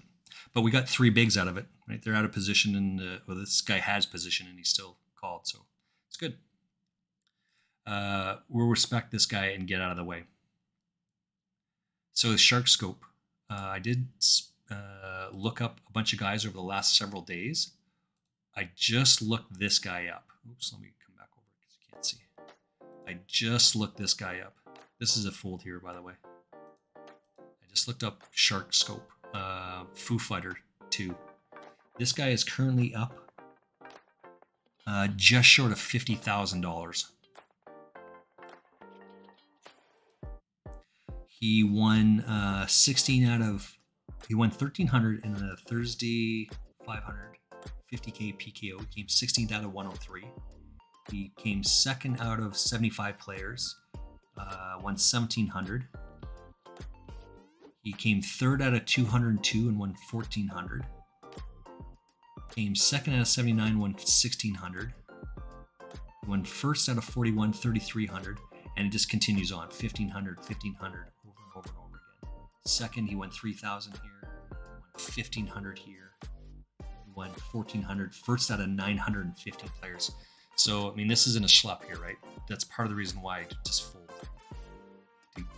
That's mad respect for the guy.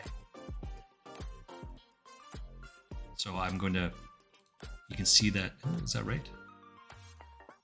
He's got a red around him.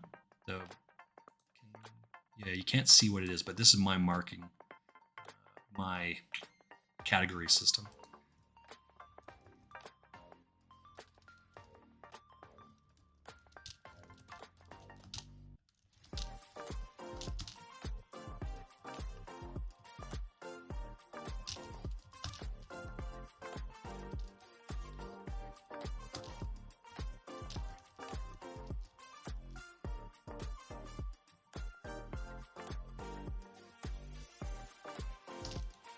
Okay. Which is why I get out. There's no, like, I don't think he has a set there, right? It's more likely he has 2 pair. And probably 5-8 or 3-4, right? Not 8-3. Because he wants to put pressure on. If he just had an 8, that's, he knows he's losing to just an 8, right? So anyway, mad respect. Let's keep trudging along here. We are in level 9. Oh, it's a break. It is a break. I'm going to take a quick break. I will be back in just a couple of minutes.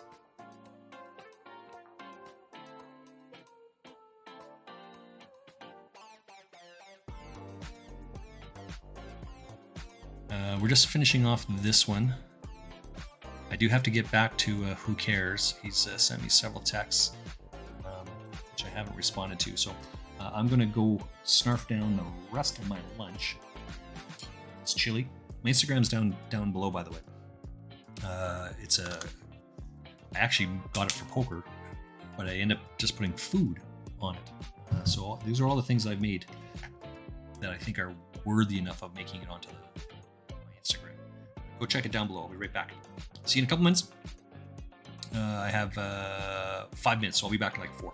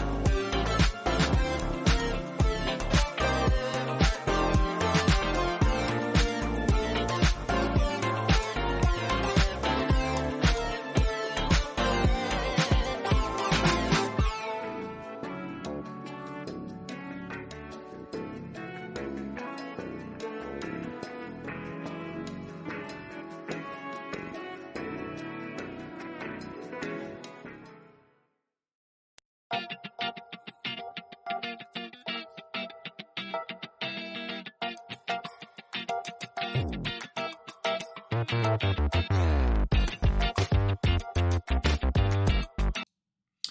right, we're back at it here. We've got like 13 seconds left. We're currently in 8th place out of 33 remaining players. So, excuse me. We're looking to, again, break the tournaments down into different levels, right? You're looking to make it to the next level, right? Over and over and over again to the next level, like the pay jumps level, right? So these guys, what you're trying to avoid is allowing yourself to get short stacked like this. If your goal is just to, well, if it's to win, then you have to take some risks. If it's to win the tournament, you have to take risks, but you have to take calculated risks. Right? We could gamble here, but we're not going to gamble against a guy that could beat us, and with an inferior hand like this. So you just wait. This guy, he's got 7.3 bigs, and he risked one of them. Right? He should not call this raise. It's raise or fold. I argue that he should have raise or fold before then. What is he thinking? Yeah, right? There's no thinking about this. Right?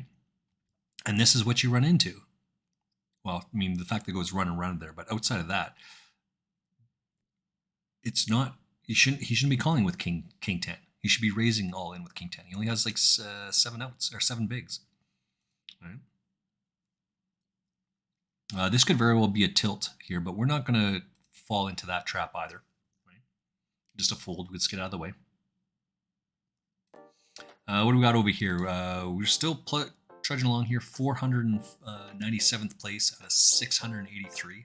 So there's still lots of people behind us.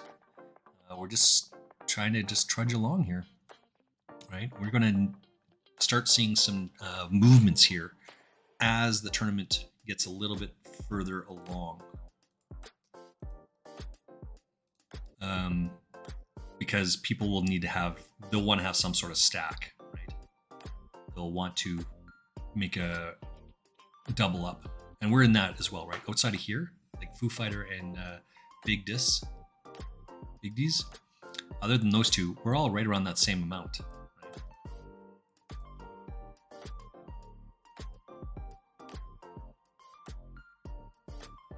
So we just keep folding over and over and over again, right? So how long are the blinds here? They're 12-minute levels. Is that right? Yeah, it's 12 minutes right now, and then it goes 15 and then 20 minutes. Oh, it's increasing. Nice. We'll be raising this. Well, so now we're not going to raise this, right? Because we're not going to risk 25%, a third of our stack on a king high. Right? We'll let other people take that risk. And we would have missed. Not that that matters, but you can't be results oriented, right? You were creating a positive winning process over and over and over again. You don't want to risk a third of your stack on that. Even though people love that king-queen hand, suited or otherwise, you're in trouble.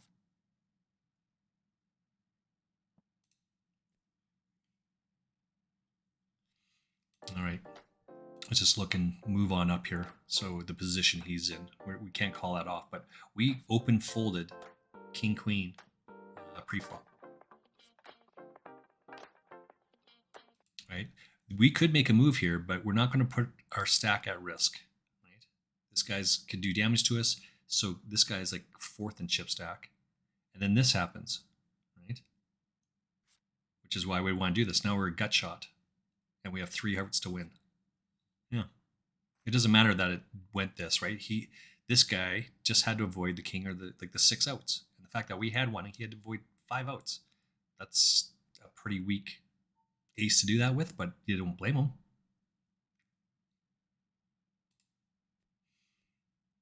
Because any ace is going to call him, and it's better than that, right? So, all right, we got to move to another table. Let's move it around. Oops, there we go. This is a different.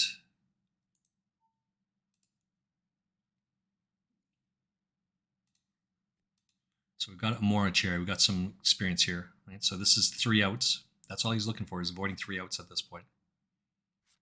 And then we're down another person. I have lots of history with this guy. I think overall he's a fairly solid player.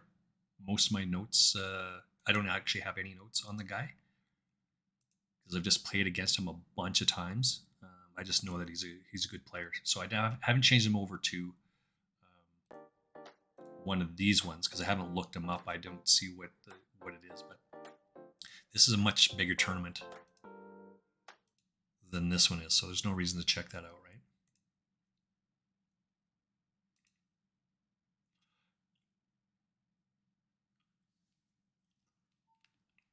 Sparkle Pony, thank you for coming in. Welcome in, Raiders. I see Astralin just got a raid. That's awesome. Let's make sure we're... let me come back over here real quick.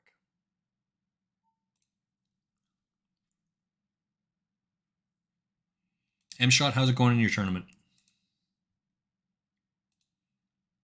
Let's make sure we give a shout out to Astra Lynn. She's currently playing WoW, World of Warcraft. Let's give a shout out to Rayanna, who is also playing World of Warcraft with Astralin. Let's give a shout out to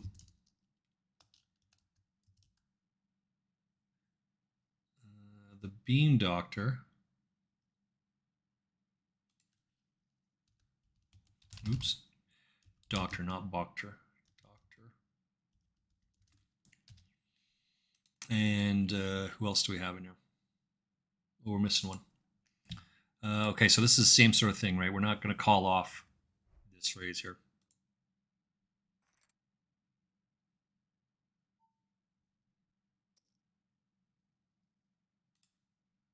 We would call it off now.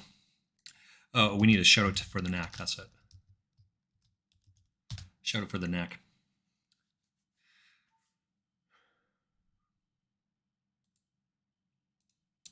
If we get raised, we'll call this off. Yeah. Not that that mattered, but we were calling that off. So this one's different, right? Because it's, even though it's a min raise, we're in position. We're not going. This guy could have it, and we would lose. Right? Ace King, Ace Queen, Ace Jack. We're losing to all of that. Then we only have 3 outs. Right? Repetition over and over and over again. Fold those shitty hands and just continue on. We're currently 10th out of 30th place.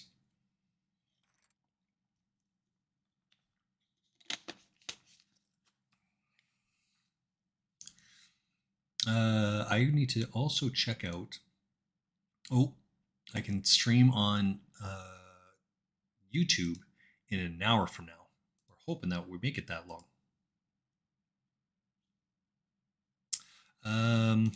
Who cares?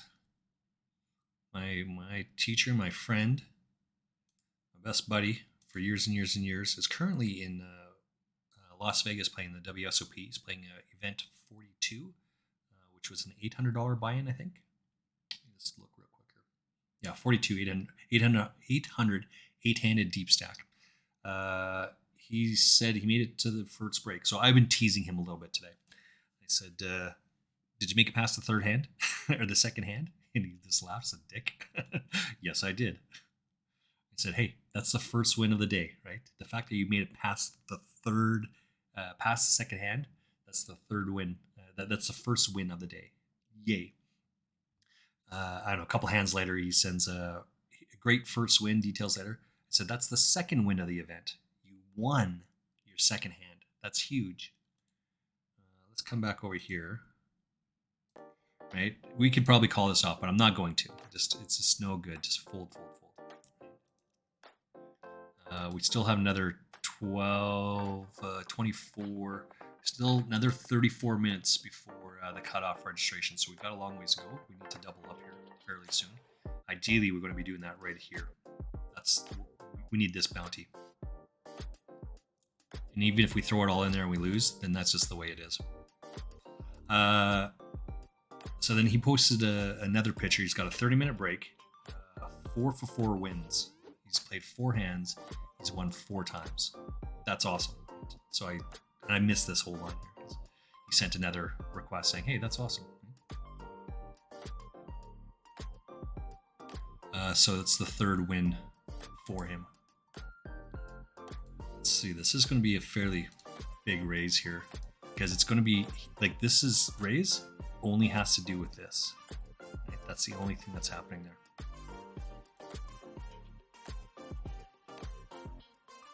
We want to make a bigger raise here and jam it, but there's no guarantee that he's going to call there. That's the thing, right? He's just getting shorter and shorter. Everyone's going to be looking for that bounty. So late registration line is undeliverable. I don't even know what that means. I guess it's just so long that he can't get in there. I don't know. They're talking about who cares here, right? So this is the double up. So he's 3 outs. Yeah, and he hits it. So now he's avoiding 2 outs. That's huge. So he gets the full double up. That's good for him. Basically, who cares is more than double his buy. Not double his buy. Double his chip stack. So it's 400,000, I think. Is what? Oh no, it's 40,000. It's 40,000. Let me take a look. He sent me a picture of his stack here. So these are 5s, right? So 30, 5, 6, 7, 8, 3, 9. Yeah, so his starting chip stack is 40,000. He says basically over doubled up. That's good. Good table, no crazy action, but there's some chip movement. That's good. He's asking how my tournament's going. We're going to fold here. Oops, this is probably the wrong one. We're going to fold here, right?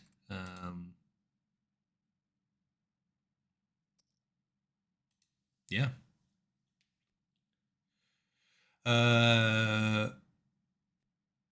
One shot says there's 500. He's currently 500. Oh wait. There's of the people remaining. There's 552 people out of 718 people still remaining.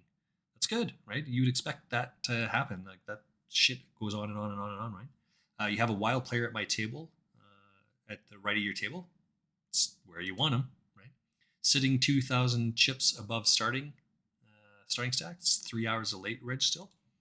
That's a long freaking tournament. Holy smokes. Good for you. Oh, that's a big ouch. Oh, that was, oh. So I didn't see what the action is here because I was reading the chip stack, but this guy had king, queen. This guy has queen 10. I'm suspecting that he raised. I suspect that he called. The flop is queen, queen 10. This goes back and forth. It doesn't pair up. He gets all of his chips. Let's take a quick look at what this is. Yeah, he's in the big blind, and he's in the small, the cutoff. He raises 6,000, so he 2-bets it. He calls it.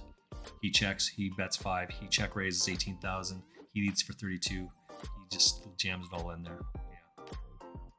Yeah. This is important here. M-Shot, pay attention to this one here. So on the river, right, on the flop, he check raises him. He bets 2 bigs. He calls 2 bigs. On the flop comes, he leads for just less than third pot. He check raises him to 3 bigs. Sorry, 3 times his bet.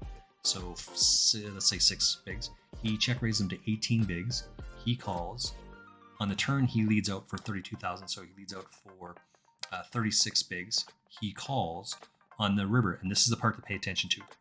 On the river, he leads for all except for 600 chips in your stack. So that's a 0.1 big, 0.5 big, 1.1 big. It doesn't really matter what it is. The point is, when they do that, that's almost always the stone cold nuts. Almost always. They do that by design, right? I can't think of a hand almost once where it wasn't the nuts or close to it, right? Yeah. Oh, Cali Weed Fan. I played against this guy last night as well. So I mean that is in line, right? I'm going to make a note of that, of course, because you want to keep track of some of these things.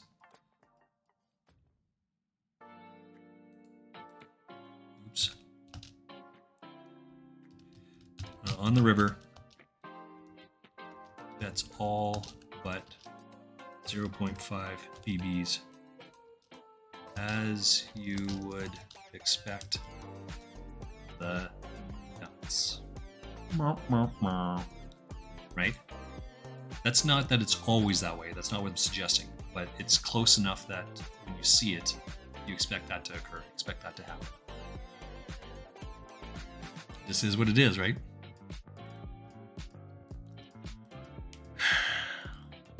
I don't like this one.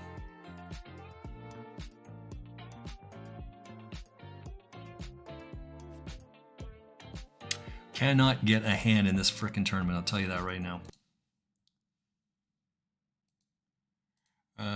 What's going on over here? If anyone has some thoughts, ideas about how to improve my game, you let me know. Go check out down below there. You can see I got a couple sponsors. Well, I have 2 sponsors. And one that I'm working on getting a sponsor. I haven't heard back. I'm trying to get PBR to give me a sponsorship. I'm working hard at that. So this is a fold here, by the way, right? It's 14 bigs, and we have 17. We're not in a position yet to be calling this off. We're probably ahead of a bunch of different hands, but we're not going to do that just yet. At a final table, I would be playing this and pushing this way more, but we're not at that point.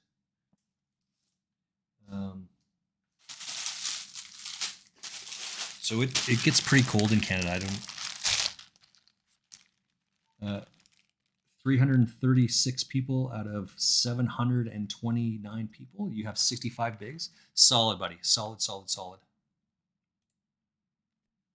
As you expect, it gets fairly cold here, so I have 20 of these. PBR, you're paying attention? I think, no, I don't have 20 of these. I think I have 12 or 13 of these things because you get one for every case that you buy. As it turns out, I have a fanny pack. And I have about 13 of these fanny packs because you get one for every case that you buy.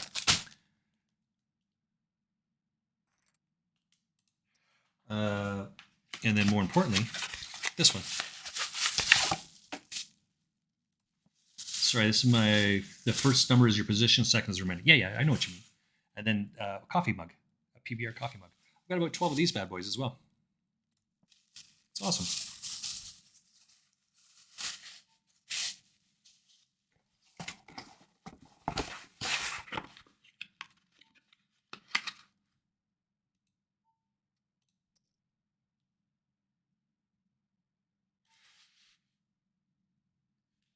Wait, he has a flush?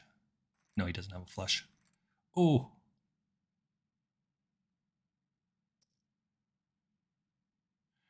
See, I was going to jam this one, but with this min raise, I was out of bad cards, right? Which is what we're trying to avoid. And sure enough, this guy's pocket sevens. I have an ace 8. This guy has ace 3, but he's so short. He just jams it in there, right? There's no reason to not do that. So get out of the way, right? We would have taken that down. Oops. We're getting short time now. We've got 25 bigs. We have 25 minutes to wait still. So still lots of time. We're just looking for a hand to start jamming it in here. It's getting closer.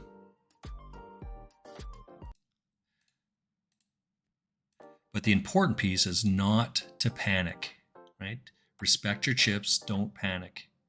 I got it down to 6 bigs or something like that. It was less than 6, 5.8 I think. This is just an easy jam. Right? 8's not enough, but I mean, no one else can call. Oh, that's good. We want to see that. That's huge. Just got to fade the ace. Oh, he's got queens. Now we just have to feed the queen. 3 outs, or 2 outs. That's all we're fading is 2 outs. And we get a full double up. I've seen it, but never that way. Why do that? Why do what? I'm sorry. What is it? I've seen it, but never that way. Why do that? What is that you're referring to? We are on a delay, so like a 5-minute delay. So it takes a couple minutes to kind of ask like I see the question. 5 minutes goes, or you ask the question, 5 minutes goes by. I answer the question, then we got to wait for another 5 minutes for the response, right? So just waiting to hear back. This is a thing with a delay. You have to add a little bit of context to the conversation, because if there's more people speaking, I wouldn't know what it was, right? Let's do this, by the way, just as a FYI.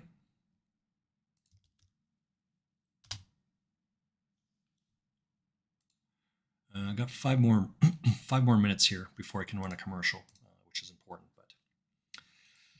But we got a full double up there, 11 to 21. He must have doubled up again somewhere along the way. Yeah, Queen 10. So he takes that down versus the Ace 9. That's okay. Nothing wrong with that. You want the guy drawing with 6 outs, and he just happens to hit. I mean, this one's rough, right? Are we going to go broke here? No, this is a fold, right? Even though it's a good hand, it doesn't move us up a position. We call one off to see it. Now we're going broke. So we'll just wait. We expect him to lead here, and it puts us to the test. The question is, what are we doing there?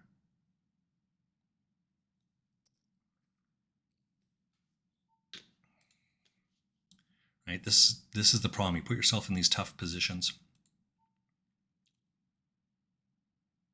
Now we have 3 outer to win.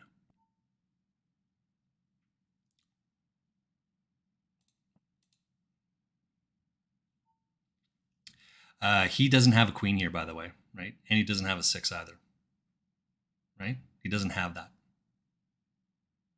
But we're not going to call off either.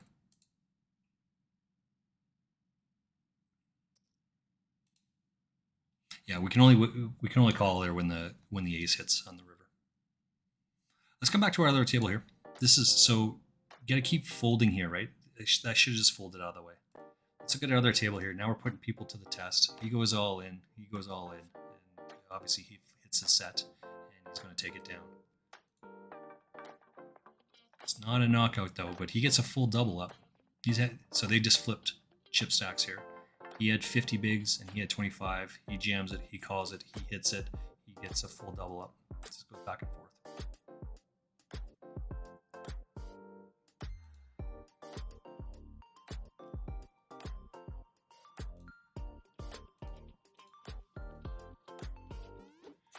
So the problem is if an ace, or if a heart hits here, right?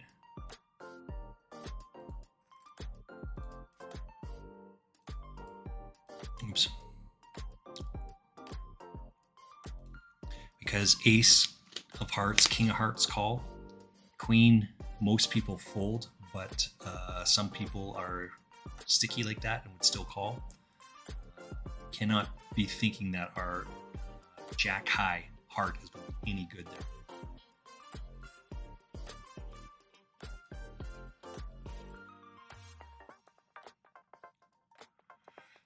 I am still trying to think about that. I've seen it, but never that way. Why do that?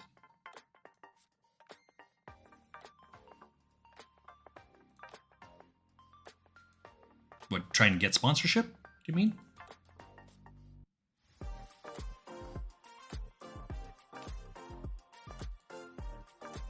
Well, don't get me wrong. I don't drink the beer because I'm looking for sponsorship. That's not why I do it. I drink the beer because I like it. It just so happens that they give me free shit when I drink their beer. Is that what you mean? 10, come on.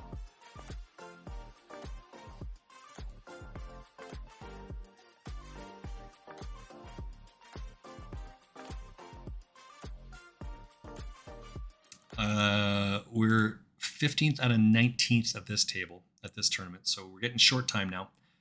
We have 11 bigs. Yeah, we're getting short.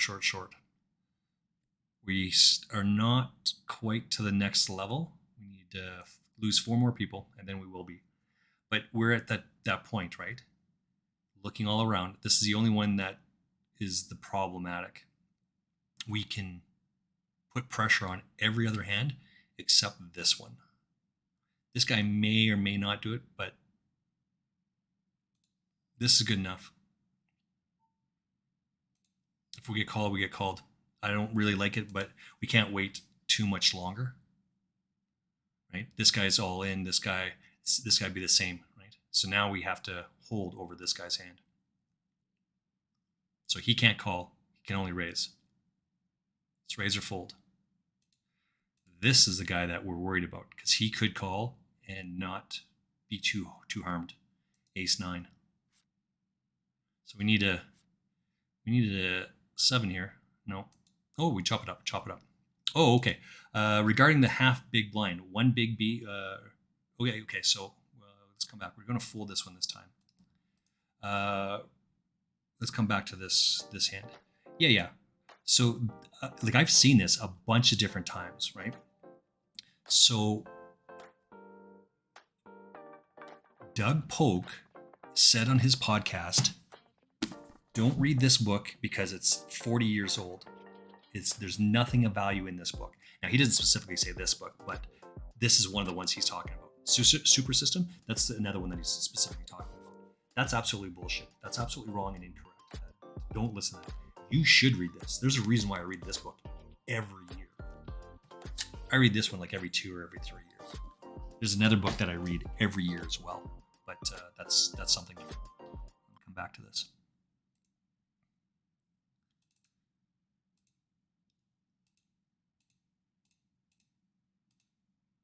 There we go.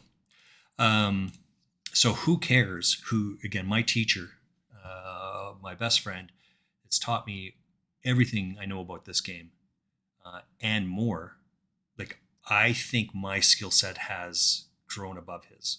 And I say that in the humblest of opinion, right? It's just because we play different games. Look at this. This is the number 2 chip stack. Now, this is a good play. I have to fold here. Because you read. So I read Card Player Magazine, or I used to. I don't so much anymore. But I listen to podcasts about poker, and I watch a bunch of YouTubers, and they just talk about hands and this, that, the other thing. Crush Live Poker is the one I'm thinking of, right? With Bart Hansen. He talks like every Monday he has a call-in show. I watch that Mondays at 3 o'clock. I listen to it in my headphones for the hour. And then he splits it off into segments that he releases throughout the week, which is pretty good, right? Nothing to it. Nothing wrong with that. And Bart has a really good breakdown of the hands. Even though Bart Hansen plays at the highest levels, he takes that into consideration when he's talking about hands that people play at, right? Very few people play at 100, 200 limit or $25, $50 limit. Very few people do that. Most people toil in 1-2, 1-3, 2-5, right? Every once in a while, he'll get a call of a 5-5 game or a 5-10 game, 5-10, 25 game. But those are rarely, it's unusual for people to do that. And people that are playing at those higher levels rarely need the insight anyway, right? So you should listen to these guys. You should talk to them. You should hear what they have to say and put it through the filter to decide what's worthy and what isn't worthy. Who cares? He never reads a book. He never reads magazines. And I'm like, dude, you got to read these things. He said, no, because these guys don't know what the hell to talk about. Most of the time, the stuff they're saying is shit. I'm like, yes, you are absolutely correct. Most of the time, the stuff that they're saying is shit. Doug Polk is no different than that. Doug Polk is selling shit. 14. Oh, we did move up a level. Oh, and I would have hit that thing as well. Shit.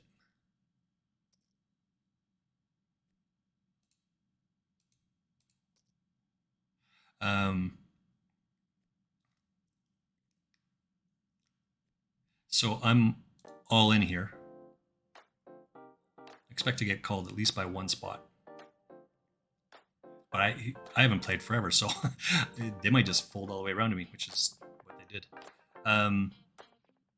But if you're not reading these things to find out what the prevalent thought is, you can't adjust to it, right? Doug Polk doesn't want you to read books. He wants you to pay to his podcast, pay to his coaching program.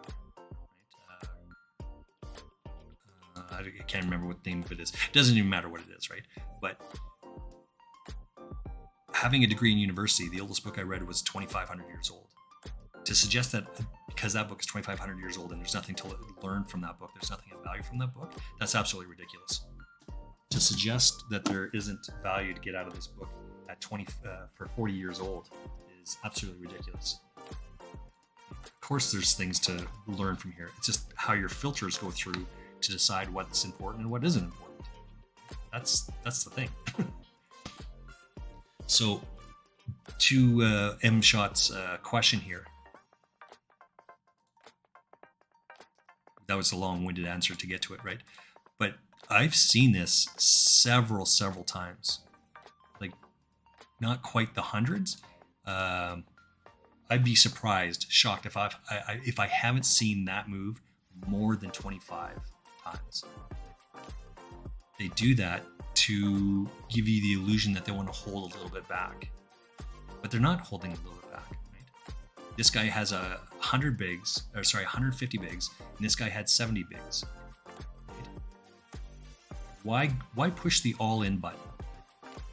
You know why people push the all-in button? Because they're lazy. It's actually better for you. So this guy, if he's going to make a bet against this guy, he would bet 28.8 because it takes effort to do that. You could just hit the all-in button, but it depends on what it is your goal is. By leaving a little bit back here, it seems like you're kind of a weak hand, even though the bet puts the guy all in. Right? He only had like 15 bigs left. Why did he have to go all bet it all but 0.1? He had 60 bigs. This guy had 15 bigs. Why did he bet 59.7 or whatever it was? Right? He bet all of it except for 682 chips. He's got 67,000 right now. So he bet all but 67, like all 677,000 and left 534 behind. Why do that? It's to entice you. It's to lead you to a false sense of security. That's why he did. We're in a lot of trouble here. We got 16 bigs. We're in the 12th level, right?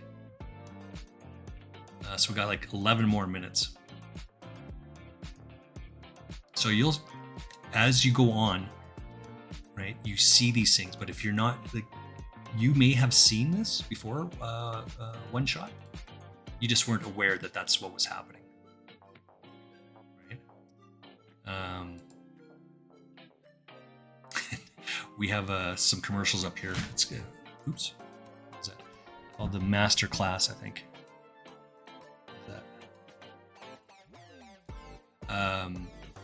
And we tease and mock because it's got Dan Negranule on there. Daniel Negranule, who is Canadian. But he says, and he looks at the camera, here's the thing. Everything you do at the poker table conveys information.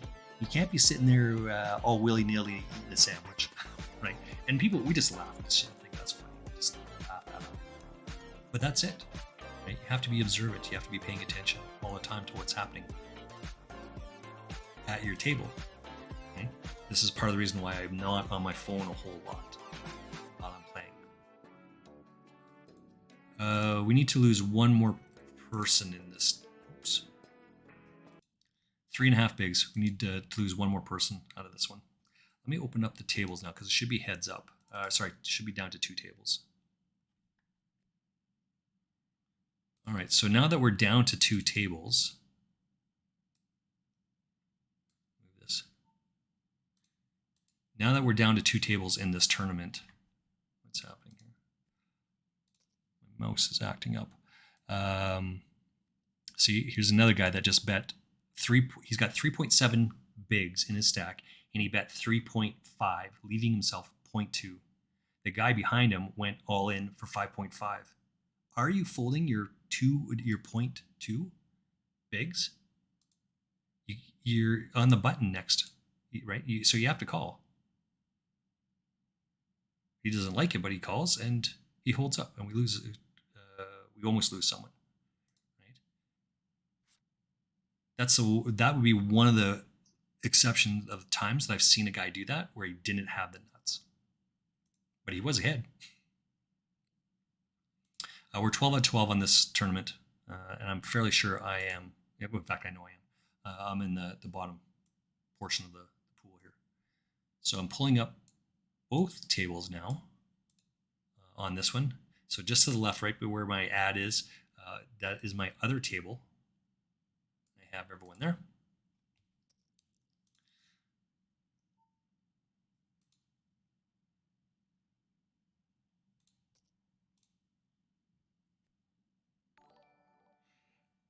Astra Lynn, holy smokes, shut the front door.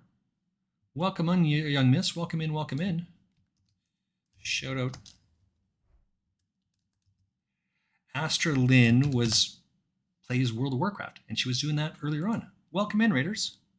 Astra Lynn, thank you for trusting me with your community. That is fantastic. Just avoiding 3 outs. That doesn't look like WoW. It is correct. I am not playing WoW today. I haven't played WoW in a week, actually. I've been sick and right. Rihanna, you knew you were lurking earlier on. You knew that it wasn't. Oh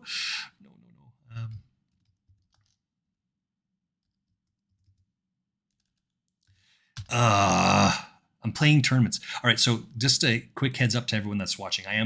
This is a tournament day for me, right? This tournament right here, I'm in 11th out of 12th place, or I'm 10th out of 11th place. 329 people played this tournament earlier on today. So we've beat that many people. This tournament that you see on your screen, there's 1,200 people that played this tournament today. First prize in this tournament is about $13,000. So I'm a bit hesitant to take a drink of my shots, although I'm going to. You know I am. I'm hesitant to do it because I want to have all my faculties when I'm playing for this. I'm going to go out of this one, I think. Let's just let it rip. I mean, we're not folding, right? Oh, it is. We're so far ahead. We're avoiding 6 outs. Not anymore. Now we win. Yay! Yay! And Mrs. Frostmage isn't here, so she can't get mad if I'm drinking her Tito's. Yeah.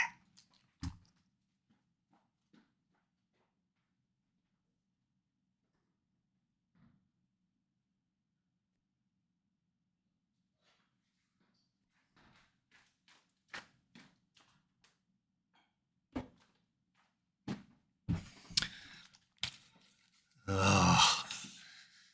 All right, so this is the same sort of thing. We go broke, we go broke. This is what it is. Look at this big bottle of Tito's. Mrs. Frostmage went out to visit her friends out in Vancouver Island. So here we go. We're going to be all in again with that ace queen. Cheers, big ears.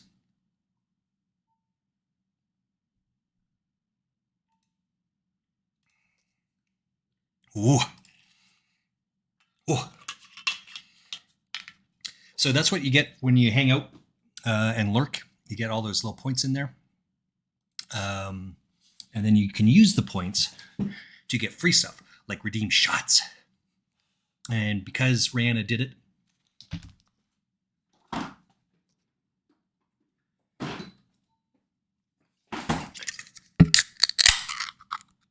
camera's frozen. Uh-oh.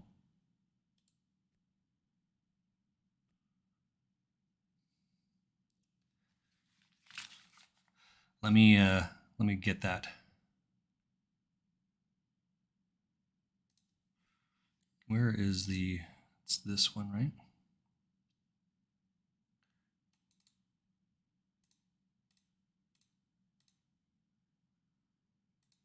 There we go. And your speaking volume is really low. Shit. That's no good. That's no good at all. Maybe we can turn up the volume just a little bit. How is that? That sounds a little bit louder for me. Hopefully that is for you as well. So the camera should be fixed now. There we go.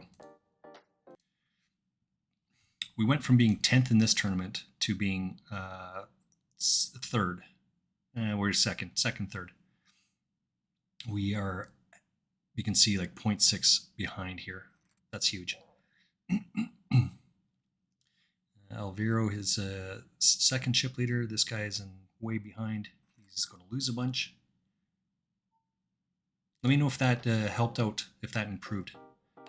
I am going to play some World of Warcraft later on tonight. And frankly, it'll be after this tournament. So I'm planning for maybe another 3 hours or so of streaming.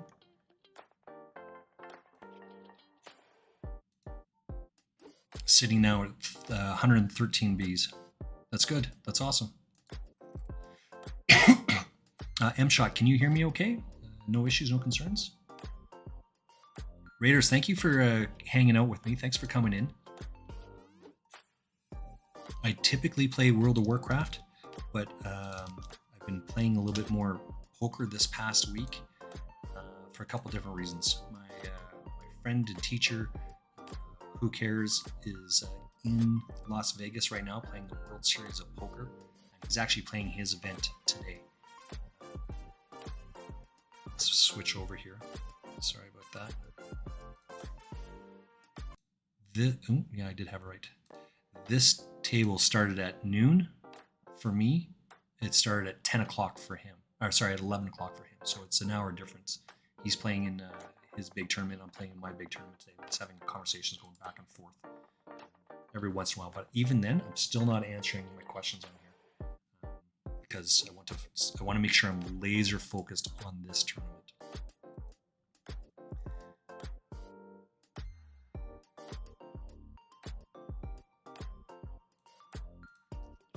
I don't know if that's good enough. That's probably not good enough. We'll probably get a phone call here or a looked up from here, but it's pocket sixes. We need to pick up 1.5 bigs somewhere.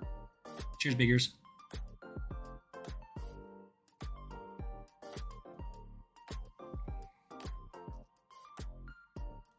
Ace Force. We're avoiding 3-outer. That's good. Avoid a 3-outer. Pair the board. That's not good. We didn't need to pair the board. So we're out because it went runner, runner. Are we buying into this tournament? We are not buying into this tournament. So that is just the way it is. We are out 1200th place. There's a 1213. And we went out. Where did we go out? Way the back here somewhere. I need to pair the board.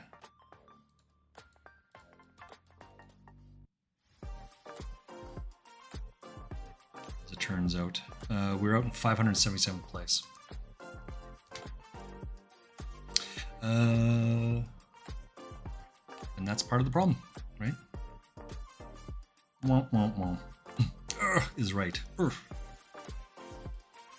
So now we just have one table left. This is the only table that we're playing at today. Well, as I said, that one table, it cost me 55 cents to get into that tournament. And I played 55 cents into that tournament and won a $109 ticket. So that's solid. I'm okay with it. I'll take it. It's a win, no matter how you look at it. What do we got going on over here? 3 out of 10. You can see up here. It's 3 out of 10.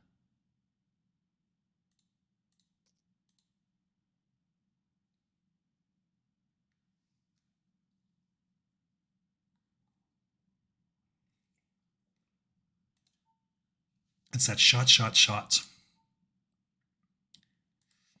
Right? Told you it messed up my thought process over there. I'm just kidding. That wasn't why it did it.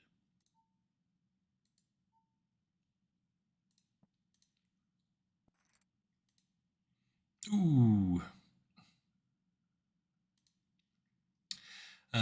We are playing for the cutoff at this point. Now we need to win this tournament now. That's all there is to it. Because we really want to money in that other one. But now that can't happen.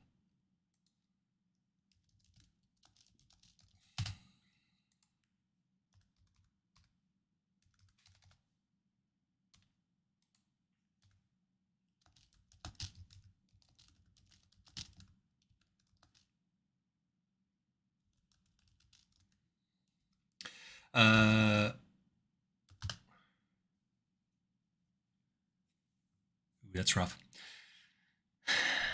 Just couldn't get a hand. I don't think we had one decent solid hand anywhere along the way. So what else can you do with that, right? Unfortunately, it happens. It sucks. Do we? Let's go through here. We tackling Elia X tilt Carm Heels. Carm Heels. Don't we? I think we follow her as well. Commander Bond Cuddlestein. That sounds like Sparkles, but it could not. It might not be. Dawn's Tune. Welcome in. Gino Grumpy Pally. It's just Sparkle. Oh, there it is. It used to be Sparkle Pony, but she's about. She lost a horse, right? Save a horse, ride a cowboy. That's what it is. I think that's the song. She lost a pony, so she's riding cowboys now instead. J Pound. J Pound 83. Jeff. Jenny Mocha. She's another great streamer, as is Sparkle and Carm Heels. Jenny Mocha is from the Philippines, I believe, but she streams super early for me. I try to get online and play probably around 10 o'clock or so in the morning, depending on the day. Usually it's 11. I've got other shit. I work for myself, so I got to get that done. But Jenny Mocha is always on there. And I think the joke that was running the other day with Fazgaz Has Jazz is that, okay, I'm tired, I'm going to bed now. And you see her lurking in someone else's stream like 3 hours later. Cracks me up. That's what she does. Jenny Mocha, go check her out as well. Of course, Astralin is in here. Great friend of the stream. We continue to support her and show up at 11 o'clock in the morning, 11 o'clock our time, drink some beers and some shots. I did not do shots today with the girls stream because that's what happens. Can't do shots with that big ass tournament I was playing. Right. So, who else we got there? Genefx, Kaiser, Kylery, Lon Natelli, Lycan. I don't know. M-Shot. Obviously, M-Shot is from the Nax stream. He's also playing in a tournament elsewhere on a different website. He's got lots of people in his tournament. Moga Station, Peanut Beards, Pestle. You know what? Go check out Pestle as well. He doesn't stream, but he is the better. He's the better half. He's the better half of Astralin. He takes fantastic care of her by providing her with drinks a shit ton throughout the day, making sure she gets food on stream at least once. And you know what? I gave him my, I redeemed a shots on Astralin's stream earlier on today, and I gave it up to Pestle. So Pestle gave her, I think, Bushmills Old Red whiskey. I think it was what it was, Irish whiskey. I suggested a pickleback of it, but Pestle, good call by putting that stuff in the freezer. That's how I drink my whiskey as well, my Scotch. Got my Johnny Walker Black. Well, you can't see. It's right here, though. Johnny Walker Black. I got my Langvoulin. I got my Tito's, my bottle of Tito's right there. Can't see my bottle of Tito's. This is my empty bottle of Tito's that I drank. And this is my medal I got for running a 5K the other day, like 3 weekends ago. It was painful. But I filled that thing up with water, and as I crossed the finish line, I had them holding that bottle for me. I crossed and just grabbed the bottle and started drinking out of it. So obviously, because vodka is clear, people thought I was drinking a shit ton of booze, and I was not. I got my single malt whiskey. This is not a really good brand, but this is pretty good. This is a bit tasty. This is a birthday present from good friends of ours, Tummleton. It has a sherry cask. This was a unique blend. This is like a $60 bottle, $60 Canadian, $60 bottle of Scotch. It was okay. It was pretty good. The sherry really threw me off a little bit, but we're gonna be doing that. Who else we got there? So there was Pestle on there, better half of Ashlyn. We got Silent Bob. We got Silent Photo. Spaceman Spiff. Spaceman has been here all day. We're waiting for a first comment coming from that guy. Tackling Bot. That sounds like a bot. When you have bot in the name. The Bravo and the Real Dejin. That's right. It's Dejin. I got it. Welcome in, guys. Welcome in. Again, thank you to Ashlyn for trusting me with her community. That's awesome. It's a couple times we've had a raid coming in, so that's love right there. Absolutely. M shots, yes. So I've been playing with that. We've been talking and closing down my calls and such. So we've been playing with what we've been talking about and closing down my calls and such. We'll give update at the break. Yeah. Right? It's about tightening up. Don't kid yourself. You play too loose. And even if you think that you're not playing, you think you're playing tight, you're still playing too loose. 10 years ago, more than that. Yeah, I took a run at the 2010 Olympics, and I missed my shot at the Olympics. And as such, one of the guys, like one of the young peoples in my sport that was coming up, he'd asked me a question, and he knew I played poker. I told him about it. And he asked me, what's my number one advice? I said, yeah, you're playing too tight. That was probably the year or 2 years before. And so because I live in the West Coast, he lives on the East Coast. I saw him about a year later. He says, hey, I remember that advice you gave me last year. He said, where I play too tight. You're right. I tightened up and I've seen huge improvements in my game, better results. And that's exactly correct. So in the conversations that the NAC and M-Shot and I are having, more or less, that's what it is. What we're doing, in my mind anyway, my thought process is create a positive winning process and replicate, regardless of what the outcome actually is. If you have a winning strategy, the results don't matter, right? If you have ace king versus someone's ace queen, they only have 3 outs to hit. You want to replicate that over and over and over again, right? You want to minimize when you're on the other side of that. When you're playing the ace queen, you want to minimize that hand. You playing that hand because it's the losingest hand in poker. And that's how you win, right? You just do the same, find out what a winning process is and replicate, and you'll see results. Sometimes it happens. Sometimes you're going to get run over. Pocket aces loses, like pre-flop, pocket aces loses 20% of the time. You have pocket king or aces and they have another pocket pair, you're going to lose 20% of the time. It just is what it is.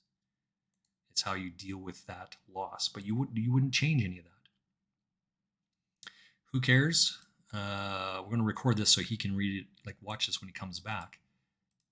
He and I take the approach, if you dropped your cards in front of you, or if your opponent, let me back that up. If your opponent dropped his cards in front of you and you can make a decision, would you still do the same thing?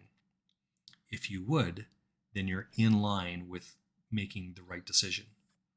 But if you're not, if you would do something different than that, then you have to reevaluate. Right? If you have ace king and they have ace queen and they hit the queen on the flop, why would you change that?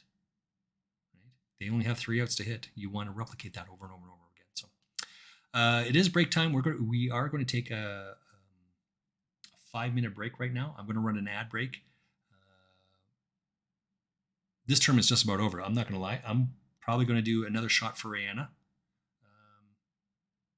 Because why not? Let me hit an ad break. Let me use the facilities, wash my hands, get another refill. Actually, here it is. Let's get another refill right while we're waiting. My big tournament, my $109 tournament, unfortunately, is kibosh, and that just makes me upset. But now I've waited so long to do it. Let's just do it anyway. Cheers, big ears.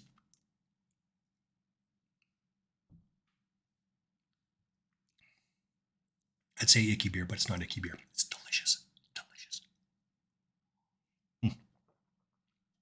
All right. Back in 3 minutes.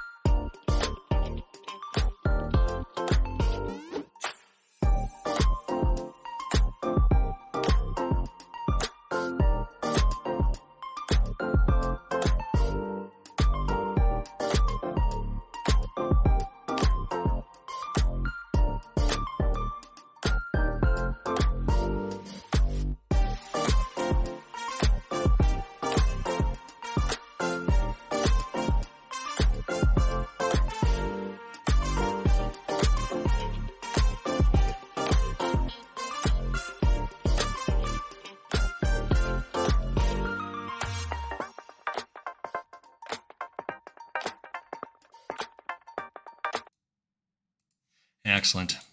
Still got 2 minutes left. It's okay. M-Shot is sitting at 120 bigs with 79 out of 763 people. 150 minutes left in the late shredge, and he picked up a bounty. Well, you'll see, M-Shot specifically, you'll see that when that 150 gets down to like 20 minutes before, right? So let's say it's 120, right? That's really the number we're looking for, because that's 2 hours. When it's 15 minutes before the 2 hours is up, in this case, when it's when in 2 hours from right now, when there's only 30 minutes left, you'll see those bounties rifling really, really quick, right? Because people are now trying to they're getting whittled down, and they're going to take a shot to try and double up. And I showed several different examples of that. It's not there, of that other table where the guys did that, right? The ace 3. He's only got 8 bigs. He threw it in there with ace 3 offsuit because he only had 7 bigs. The other guy had 30, right? He got called. He was losing. He luck sucked and hit the ace, right? And then takes it down. And he did that again right after it, which is good, right? But you want to do that. You'll see that over and over and over again, especially like early on in the tournaments. It's an unlucky thing to happen. Who cares? He's got pocket kings and the other guy has pocket queens. It's unlucky, but you would never change any of that. If the guy dropped his hands in front of you and you see that he has pocket kings, would you change anything with your pocket kings? Or he's got pocket queens. He drops in front of you. You see that he has pocket queens. You look at your hand, you have pocket kings. Would you change anything? Of course you wouldn't change anything. He hits a 2-outer. You don't like that, but you want that over and over and over again. You'll see that, right? That's the positive process. That's what I'm talking about. When you have ace king and he drops his cards in front of you and you see that he has ace queen, of course you're calling, right? It sucks that he hits the queen, but you don't want to change that. And you shouldn't be upset when that happens because you want to replicate that. With all sincerity, you want to say to the person, that's a nice hand. If I was in your position, I'd probably do that as well. And not that, oh, nice fucking hand. I can't believe you did that. Why would you call that? Like that snide, underhanded, backhanded compliment, those sort of things. Don't do that. You want to be genuine in your comments saying, that's a nice hand. If I was in your position, I don't fault you. I would call there as well for the exact same reason. Nice hand. And mean it. And it'll throw people for a loop, but because people don't do that. But B, you're reinforcing their poor behavior in a positive way. You want them to make that poor play over and over and over again. Speaking of which, on the other table here, I just made the final table, so we're going to change the felt to red. On the other table, we have the guy that just went out. He had ace queen. Wendland, we'll show him up here in just 1 second. Oops. Sorry about that. This guy right here had ace 10. The other guy had ace queen. He went all in. He called. He hit the 10. Right? That you want that. This guy wants that. It sucks that he went out like on the bubble, but you want that over and over and over again. Right? And when you say that to someone, when you're face to face with them, like in a brick and mortar room, in a card room, you want to say that and be genuine with your compliment. Right? Absolutely. If I don't blame you at all. If I had that hand, I would do the exact same thing as you. Right? As it turns out, Caro actually says that in this book. Right? Or maybe actually, no, I lie. It's probably in this one. In this one, he actually says that. If people want to see my hand, they just have to ask, I'll show them. And he does it every time because he thinks his other skill sets is a bigger advantage. Now, I don't necessarily do that. I just quickly move on to the next one. I don't usually show it. I don't show my bluffs. I don't show when I have the nuts. I show when I get called, right? When you show your bluff, you're poking them, and you don't want them to do that. You want them to call you over and over and over again. So you want to do everything you can in your power to be a good ambassador. When you poke them, what does that do? Does that make you feel better? Of course it does. It makes you feel like you're superior and you got, oh yeah, right? But it's not good for your game in the long haul, right? Be genuine in your comment. Nice hand. If I was in your situation, I don't fault you. I would call there as well. Right? And because then he goes, well, if that guy does it and he's a good poker player, or I think he's a good poker player, and you're reinforcing that, I guess I would do that again. And now this is how you get paid over and over and over again. Don't focus on the shot and the nuts right here. Focus on the big piece where you win. Yay. Right? We're in 9 hands handed on this tournament. But we're the short stack, right? So we have to just jam. M-Shot, we were talking about this yesterday. When you guys both had 20 bigs and the other guys had 100 bigs, you're just looking for a hand good enough to chunk it all in. Right? He's thinking about it, but if he takes that shot and misses, he doubles me up and he loses 10. So he's at 24 and I'm at 20. That evens us out. This is the same situation. This is what you're looking for. Right? I know the Knack likes to play and he wants to play a lot of hands. He wants to see what the flop brings, but this is how you get whittled away.